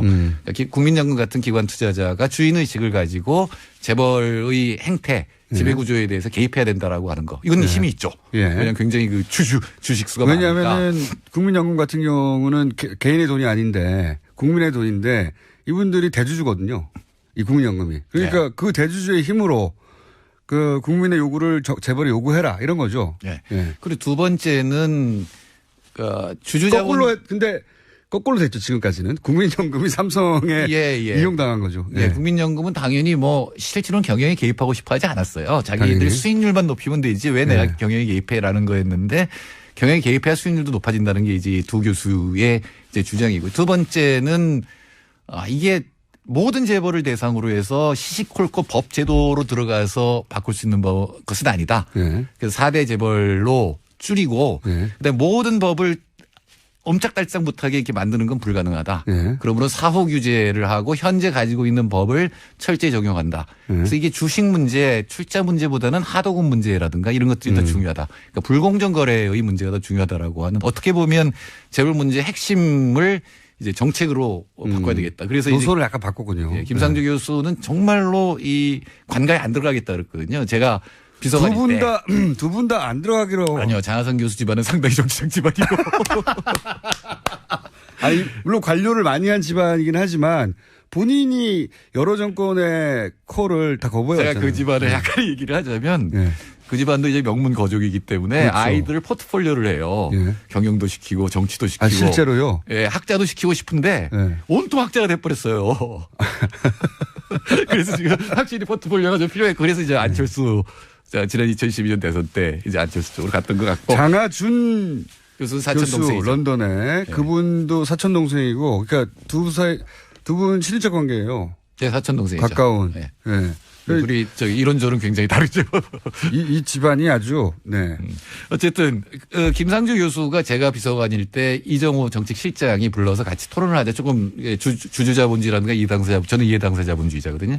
좀 차이가 있으니까 이걸 정책적으로 한번 조율을 해보자 그럴 때 안 온다고 그랬었어요. 자기는 네. 청와대 가까이는 가지도 않겠다. 그렇죠. 예, 그 정도였고 와서도 제가 그때 사회를 봤거든요. 네. 두 양쪽을 부르고 사회자를 공격하니까. 당신 이론 틀렸어. 예. 아니, 틀렸다기보다는 사실은 김상조 교수도 이해 당사자본주의인데 기본상이 뭐냐면 그래서 니들이 하고 있는 게 뭐냐. 실제로 할 수 있는 걸 해야 되는 거 아니냐. 그러니까 소액주주 운동도 실제로 할 수 있는 거지. 노조가 지금 재벌의 지배구조를 받고 있는데 무슨 역할을 하느냐. 이런 생각이었고 그게 좀 더 현실화돼서 이제는 기관 투자자 문제 그다음 4대 재벌에 국한한다. 그리고 또 하나는 이제 정책적으로 실제로 있는 법을 가지고 규제할 것을 한다. 그다음 하도급이라든가 노동자 임금 문제 이런 것들을 기존 법 가지고 사후 규제한다. 이런 식으로 이제 정책이 바뀌었다. 김상조 교수는 왜 합류했을까요? 김상조 교수하고 제가 1년 전에 김기현 교수 일주기 때 만났는데 그때 저희가 합의한 게 뭐냐면 야 이제 재벌 비판 그만하자. 다 망할 것 같다. 재벌이 망할 실제로 그 계기는 그거였어요.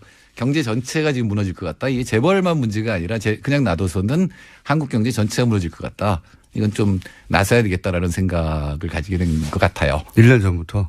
1년 좀 넘었죠. 그리고 이제 그동안 일부러 들어가려고 했던 것 같지는 않은데 상당히 자기 관리를 철저히 하는 친구고. 그렇죠.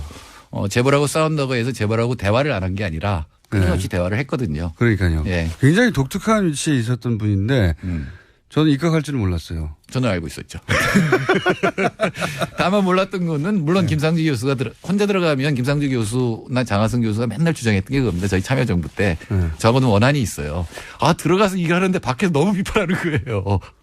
예를 들어서 초기에 카드채 문제가 있었는데 그때 LG를 어떻게 할 거냐 문제였는데 결국은 살렸거든요. 또 밖에서 죽여야 된다고 난리를 치는 거예요. 그래서 제가 속으로 그랬어요. 네가 한번 해봐라. 그때 이제는 제가 그 역할을 할 겁니다. 그때는 이분들이 밖에서 정부의 정책에 대해서 실패하거나 잘못 방향이라고 비판하던 분이었고. 그리고 또 특히 이제 주장이 혼자 그때는 저하고 이동걸 박사, 이정우 실장 정도였는데 이렇게 너무 적게 들어가면은 완전히 포위되고 금방 고사된다. 고사됐죠. 2년쯤 걸렸는데. 그래서 한 20명쯤 들어가야 된다는 게 이분들 주장이었어요. 그러니까 아마도 김상조 교수가 공정위원장 먼저 지명이 됐잖아요. 그러니까 장하성 실장이 꼭 필요하다. 특히 청와대에 필요하다라는 걸 주장했을 테고. 그래서 아마도 전 이제 경제수석과 경제보좌관이 이제 크게 남았는데 차관급은 좀 더 개혁적인 인사가 보충이 되지 않을까 생각을 합니다. 금융위원장이 남았죠. 제일 중요한 건. 네. 금융위원장. 네. 김동연 경제부총리는 사실은 이 두 분과는 확연히 다른 분이잖아요. 전형적인 관료고 무슨 이른바 명문대학 출신이라 인맥을 갖고 있는 것도 아니고 덕수항고에서 행정고시를 봐서 들어갔고 그다음에 이 공부가 필요하다 그래서 미국 가서 박사학위를 받아왔으니까 전형적인 관료죠. 그러니까 이 관료 중에서도 입지전적인 부분이 있습니다. 입지전적인 데도 있고 최근에 칼럼을 하나 읽었는데 그 아들이 아마 백혈병으로 죽은 때 굉장히 중요한 정책을 하고 있었던 것 같고 그 두 개를 동시에 하면서 아팠던 얘기 해화동 3번 출구. 이분이 그러면서 세월호 유가족에 대한 감정이 공감을 하면서 아들의 죽음과 세월호 아이들에 대한 죽음에 대한 공감 이런 거 따뜻한 분이구나 이런 생각을 했는데 최근에 이제 퇴임 연설을 했잖아요. 아주대에서. 네. 거기서 가장 강조한 게 사회이동성입니다. 그게 뭡니까? 그러니까 사회이동성이라는 게 사람들이 가장 희망을 가지는 건 내가 열심히 노력하면 위로 올라갈 수 있다라고 하는 희망. 네. 이거 우리나라가 가장 높은 나라 중에 하나였거든요. 60년대, 70년대까지 예. 공부만 열심히 하면 위로 올라갈 수 있었는데 지금 우리가 세계에서 가장 낮은 나라 중에 하나예요. 일본을 제외하고는 사회이동성이 가장 낮은 나라고 교육이 옛날에는 사회이동의 통로였잖아요. 네. 지금 교육이 사회이동을 가로막는 벽이 돼버렸어요. 잘 사는 집안이 인류대학교 가고 계속 거기 나오면 또 좋은 데 취직하고 뭐 이렇게 세습되는 이런. 사다리가 사라진 세상인 거죠. 예, 그 부분을 굉장히 강조했어요. 교육이 사회이동을 가로막는 벽이 되어서는 안 된다. 그리고 사회보상. 본인의 경험에서도 나온 얘기겠죠. 본인의 경험이 다시 되풀이될 수 없다는 거죠. 그러니까 사회보상 체계가 굉장히 문제가 있다. 이거는 근데 바꾸려면 기득권의 저항 때문에 어려운 일일 것이다. 이걸 어떻게든 사회적 합의에서 바꿔야 된다라고 하는 거는 사실은 완전히 다른 줄기에서 뿌리에서 출발을 했지만 장하성 김상주 교수와 이동현 경제부총리는 같이 할 수 있는 게 많다고 생각합니다. 소득주도 성장이라고 하는 게 결국은 하층 계급이 위로 올라가고 그들의 월급이 많아져서 전체 소비가 늘어나는 거가 첫 번째 단계거든요. 그렇죠. 그런 면에서는 사실 진짜 어렵습니다. 사회보상 체계를 바꾸는 거는. 근데 또 이분들이 장하성 교수나 김상주 교수가 변한 거는 단순히 주식 얘기를 하는 게 아니라 시장에서 이해 당사자들이 목소리를 높여야 된다. 예를 들어서 비정규직 노조가 한 목소리를 내야 된다라는 겁니다. 또는 하청 기업들이 하나하나 있을 때는 무지하게 약하지만 이들이 같은 목소리를 낼 수 있다면 가령 뭐 단체 집단 교섭권 같은 걸 갖게 된다면은 사실은 좀 더 많은 하청 단가가 막 마구잡이로 떨어지는 건 막을 수 있을 거 아니에요. 이제 그런 어떤 이해 당사자의 세력화를 강조한다는 점에서 세 분은 같이 갈 수 있을 것 같아요. 그렇군요. 그중에 두 분은 아주 잘하시는 분이고. 네. 지나치게 잘 알죠. 지나치게. 알겠습니다. 오늘은 이렇게 겉만 훑었고요. 왜냐하면 앞으로 또 김강두 교수님 얘기도 해야 되고 또 임명 아직 되지 않는 자리들도 있고 다음 주 정도면 대충 임명이 다 나오겠죠. 네. 네. 그때 조금 더 잘난 척을 들어보기로 할게요. 지금까지 칼포나니 사회경제연구소 정태인 수사님이었습니다. 감사합니다. 네. 감사합니다. 감사합니다. 네. 감사합니다. 지금 같은 상황에서는 당선이 유력한데 문제는 이제 룰이겠죠. 룰. 대표를 어떻게 뽑느냐. 여론조사를 어느 정도 포함하느냐. 기존의 당원 당규대로 그대로 한다면 홍준표 전 지사가 제가 알기로는 절반이든가요. 여론조사 포함 정도가.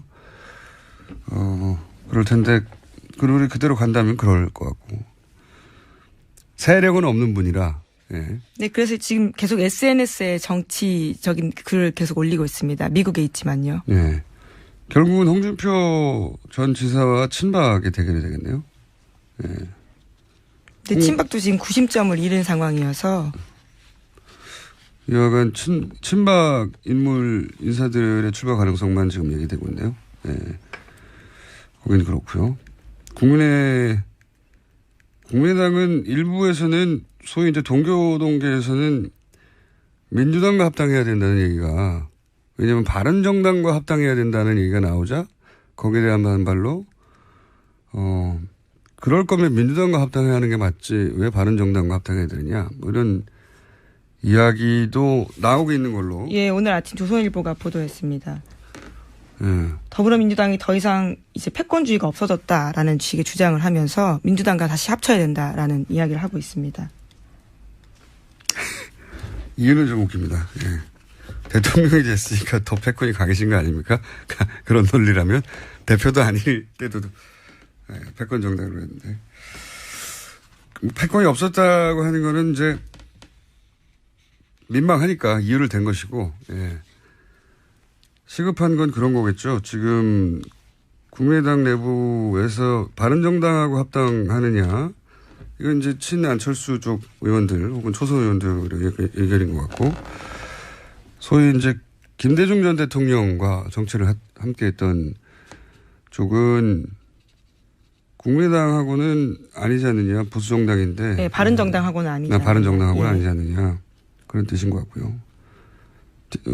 DJ 햇빛 정부를 부정하는 정당인데 그건 안 맞지 않느냐 정통성은 안 맞다 뭐 이런 얘기인 것 같고 문제는 바른정당과 합치자고 하는 쪽은 현직 의원들이 많고 예. 민주당과 같이 가야 한다고 하는 쪽들은 전직 의원들이 많고 뭐 대충 그렇게 분리가 됩니다. 바른정당은 나온 분들이 대부분 젊은 의원들이네요.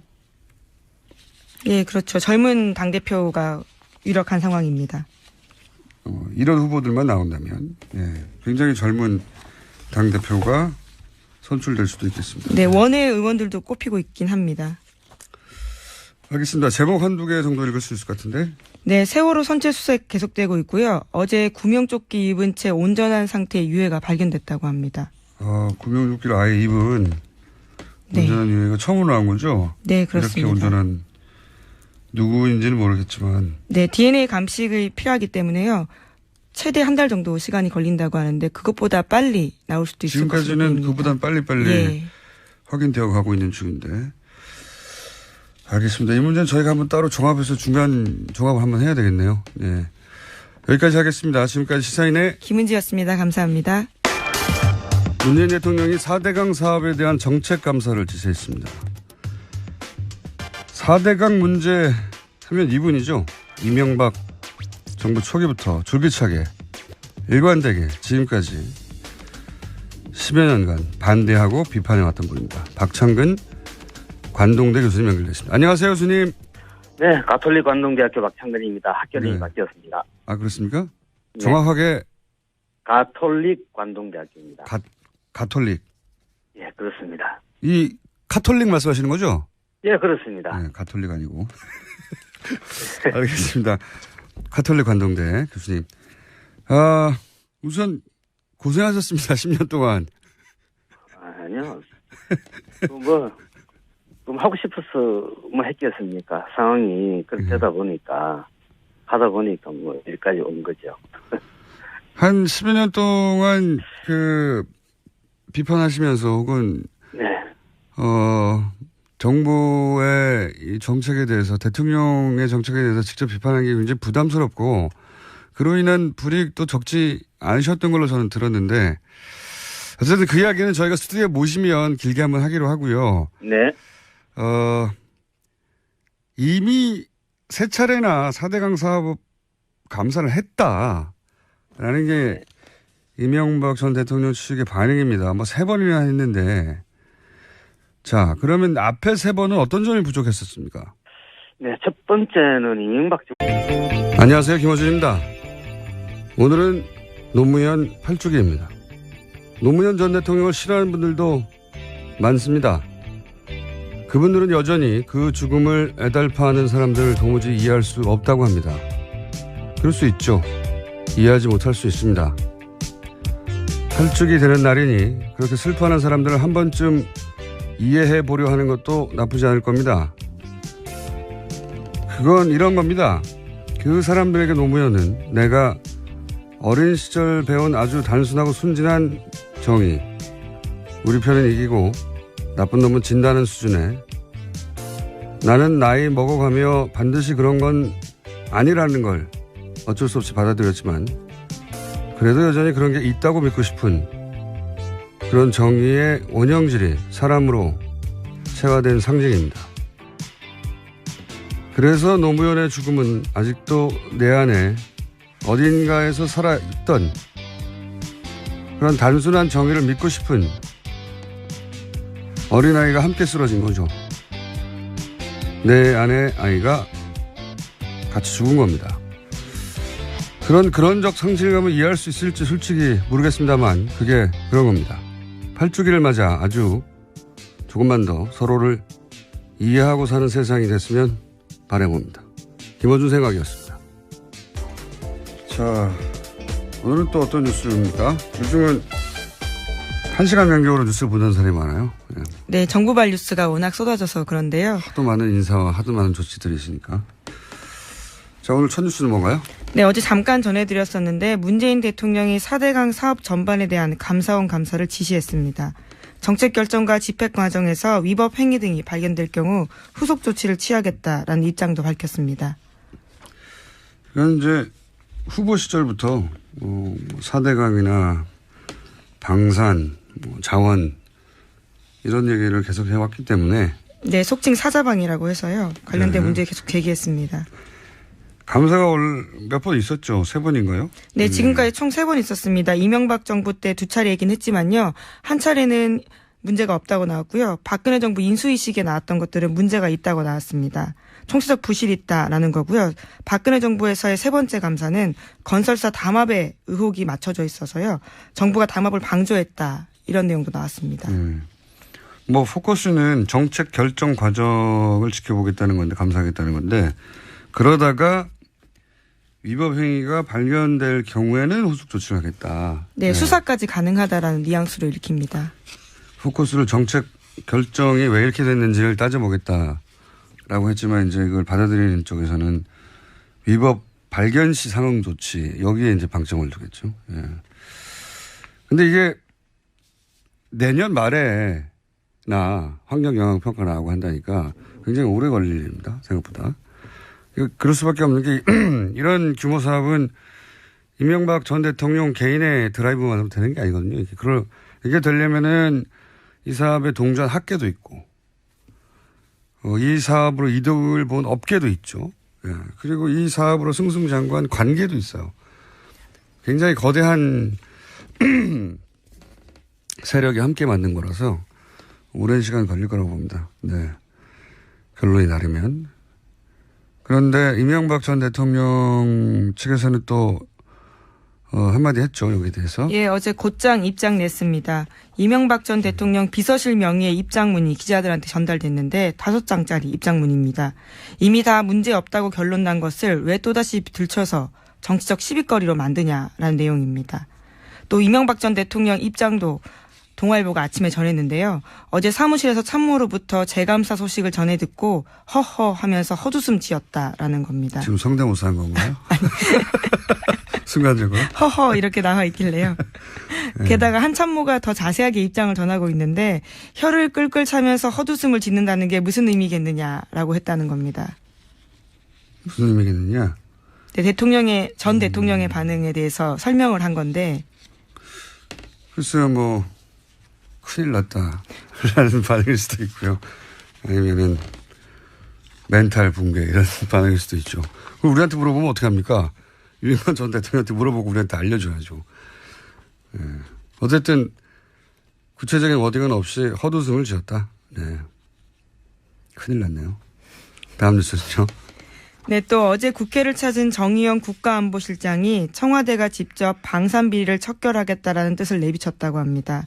주호영 바른정당 원내대표와 만나서 국가안보실의 국방개혁팀을 만들어서 문재인 대통령에게 한 말이 있죠. 저희가 하나 준비해봤습니다.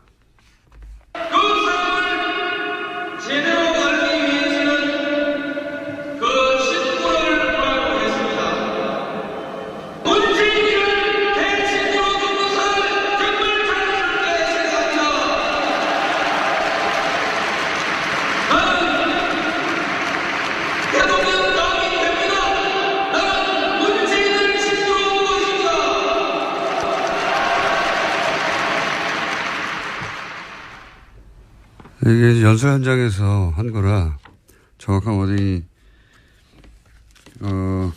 들렸을지 모르겠는데 나는 대통령이 가면 된다. 왜냐하면 나는 문재인을 친구로 두고 있기 때문에 뭐 문재인 대통령에 대한 멘트는 대부분 이런 식이에요. 예. 노무현의 친구 문재인이 아니라 문재인의 친구 노무현이다. 대통령이 된 후에도 그런 식으로 표현했었죠. 제가 보기에는 훗날 이거 두고두고 영화로 됩니다. 지금이야 그럴 수 없죠. 아마 10년, 20년 지나면 스토리가. 네. 그리고 이게 노무현 전 대통령의 죽음을 바라보는 입장들 사이 간격이 아주 크죠. 네.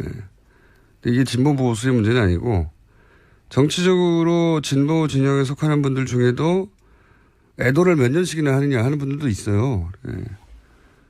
그리고 뭐 대구 소위 TK에서도 노무현을 지지하지 않았었는데 그 죽음에 대해서 이제 굉장히 애달파는 분들도 있고 제가 보기에는 이건 감수성이 다른 겁니다. 이 죽음을 받아들이는 정치적인 문제가 아니라. 자, 2시에 합니까? 네, 오늘 오후 2시에 추도식이 열립니다. 다음 뉴스는요?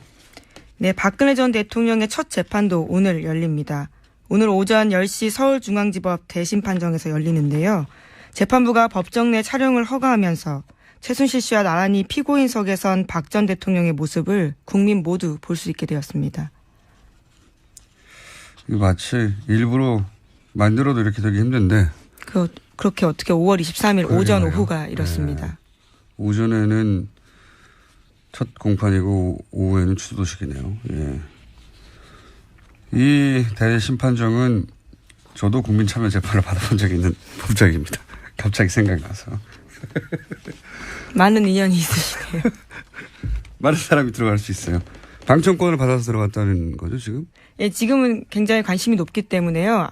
보고 싶다고 해서 바로 가서 볼 수는 없고 비표를 받아야 합니다. 미리 받았겠죠. 예, 그렇기 때문에 오늘은 즉석에서 가서 볼 수는 없습니다. 그리고 재판 진행 과정을 촬영할 수는 없을 거예요, 그죠? 네, 그건 재판장의 허락이 필요한 사항인데 예. 당장 실시간으로 중계를 보긴 힘들고요. 사진 정도 촬영이 재판 시작되기 전에 있기 때문에. 전에 예. 법정 이제 재판부에서 허용해서 예. 역사적인 재판이니 사전 촬영은 가능하다 정도. 그렇군요. 촬영은 안 되는 걸로 알고 있고 나중에 이제 이게 속기록이 있으니까 속기록을 요청하면 속기록을 받아볼 수 있어요. 네, 재판 조서가 남습니다. 네, 변호인단에서 요청하면 받아볼 수 있거든요. 음성 녹취도 받아볼 수 있고. 근데 이제 기자들은 기사를 빨리 써야 되니까 아마 손으로 쓰겠죠. 네, 현장에서 노트북으로 받아치고 있습니다. 부정확해요. 많이 겪어봐서 아는데 한 말이 그대로 나가지 않는 경우도 많이 있습니다. 여하간 저녁 때가 되면 나오긴 나오겠습니다. 어떤 이야기가 왔는지. 근데 첫 공판이라 사실은 뭐 평이한 내용들이 아닐까. 네, 전체 혐의를 부인하는 기존 기조를 유지할 것으로 보입니다. 또 최순실 씨와 공범이라서 지금 같이 재판을 받고 있는데요. 이걸 분리해달라고 요청했거든요. 여기에 대한 재판부 판단도 나올 것으로 보입니다. 분리 요청했었는데 병합돼 있는 거죠, 이게 건이? 네, 여러 건이 병합되어 있고요. 네, 그래서 분리해달라고 요청한 것으로. 자, 다음 뉴스는요? 네, 자유한국당은 7월 3일 전당대회 열어서 새 지도부 뽑기로 했습니다. 정우택 원내대표는 불출마 선언했고요. 홍준표 전 지사의 출마가 유력한 상황입니다. 또 홍준표 전 지사는 자유한국당이 선거에서도 지고도 보너스 잔치 벌였다면서 SNS에 계속 관련된 내용 올리고 있습니다. 국민의당은 어제 의원총회 열었지만 비대위원장 선임하지 못했습니다.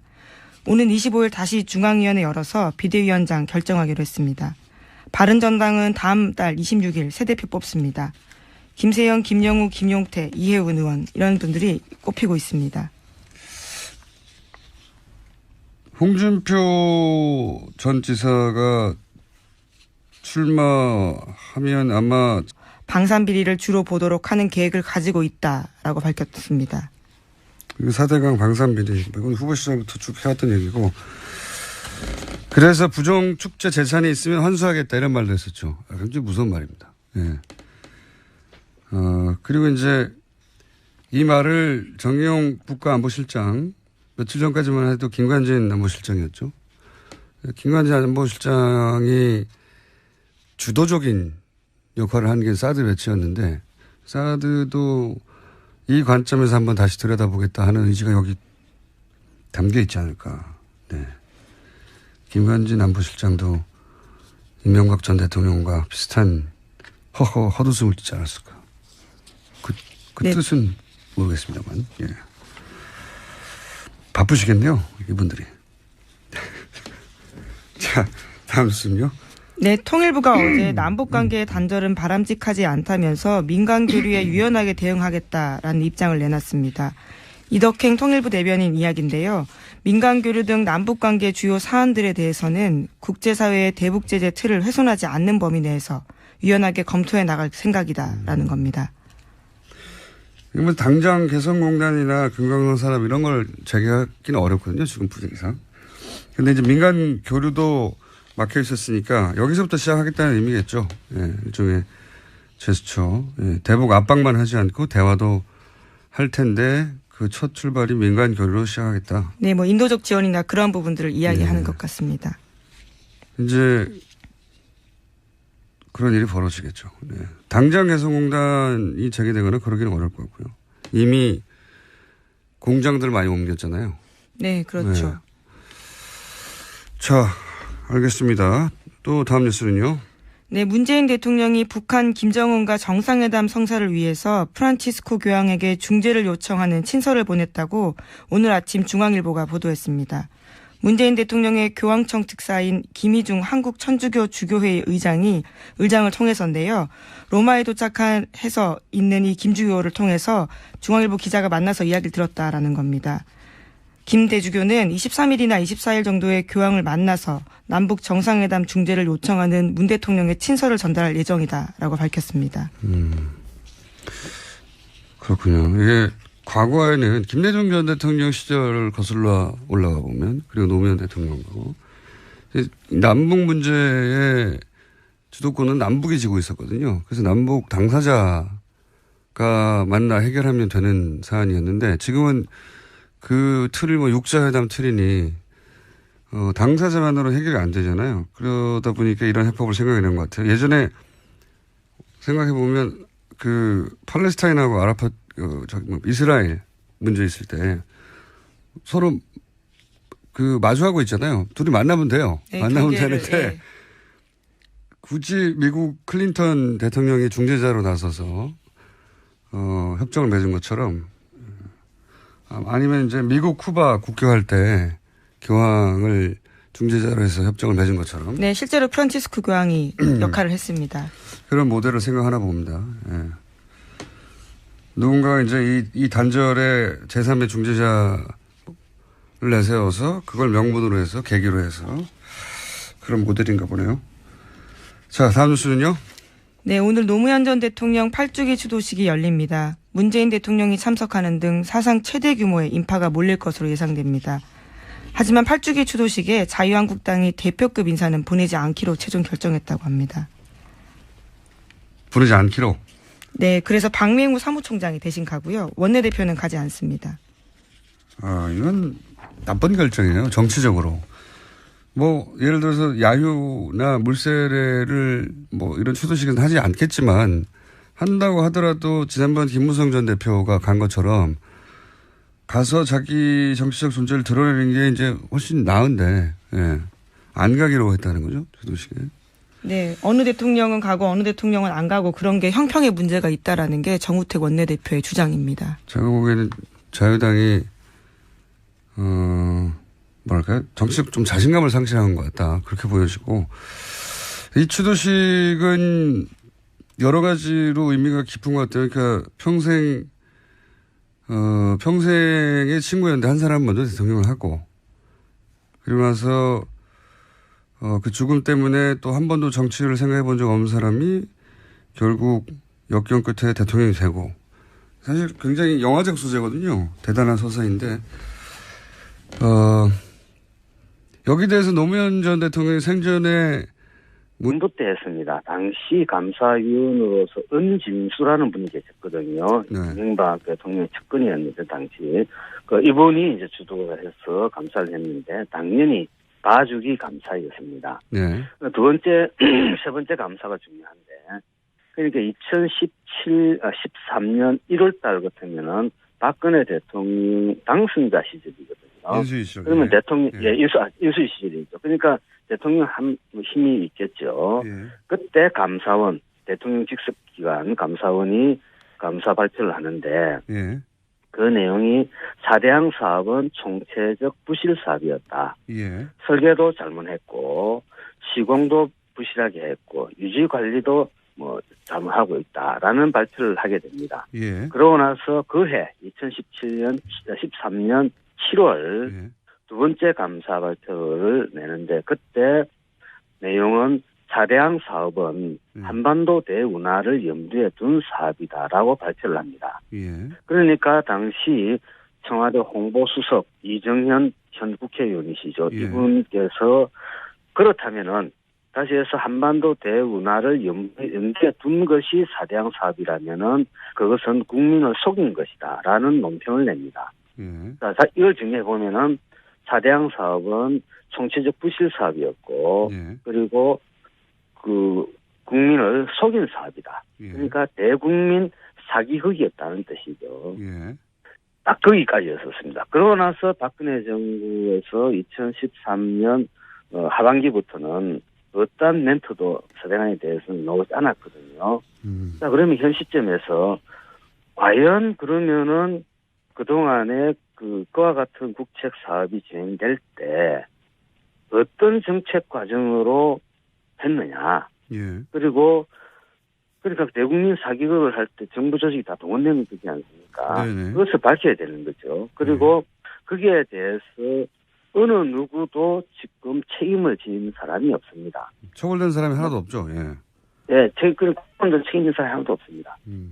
그러면은 이렇게 두면은 엉터리 국책 사업이더라도 공무원으로서 막 들어가가지고 영혼 없이 열심히 일하고 국토를 황폐화시키고 국민 예산을 낭비해도 공무원들은 책임을 지지 않는구나라는 어떤 인식이 팽배해진다면은 제2의 4대강 사업은 당연히 일어날 것이고 만약에 이것이 공무원 사이에 퍼진다 그러면은 우리나라 곳곳에서 공무원들은 이런 형태의 사업 또는 정책을 추진할 수도 있다는 겁니다. 그래서 이번 정부에서는 그와 같은 문제를 명확하게 정리를 한번 하는 게 저는 우리 사회의 발전을 위해서도 좋다고 생각합니다.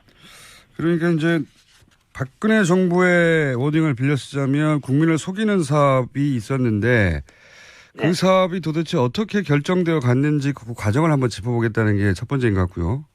네. 네. 그리고 이제 이미 앞에 감사 결과로 나왔던 총체적 부실 혹은 건설사 담합 이런 부분에 대해서는 더 이상의 진척이나 처벌이나 아무것도 없었기 때문에 그죠? 그때 공정위에서 예. 손방망이 그 건설사 담합에 대해서는 처벌을 한 행정이 있습니다. 손방망이요? 예. 그 얘기가 나와서 제가 이제 여쭤보는 건데, 물론 이 분야의 전문가는 아니시지만 4대강을 10여 년 가까이 계속 들여다본 분으로서 이 제대로 감사를 하면 4대강 사업의 어떤 정책적 집행 과정 중에 여러 가지 비리 문제도 같이 드러날 수 있겠죠? 나와야 됩니다. 나와야 되는데 문제는 4대강 사업을 추진했던 그 당시 공무원들이 집권 과장국장 그 위에서 진급을 해가지고 더 힘 있는 위치에 가 있거든요. 그렇다 그러면 감사원에서 감사를 하더라도 아주 세세한 부분까지는 밝히기가 아마 어려울 겁니다. 왠고하니까 그 공무원들은 당연히 저항을 하겠죠. 왠고하니까 4대강 사업과 관련돼서 공무원들의 만약에 비리가 발생했다면 거기에 대해서는 밝혀진다면 거기에 대해서는 어떤 형태의 책임을 물어야 된다는 게 우리 국민들의 요구지 않습니까? 그렇기 때문에 그런 분들이 그런 자리에 있는 이상은 실체적 진실에 접근하는 데는 다소 한계가 있다고 봅니다. 그래서 우리가 적폐 청산을 할 때는 두 가지를 볼 수가 있는데 하나는 잘못된 시스템, 제도죠. 이것을 고치는 것도 아주 중요하죠. 그에 못지않게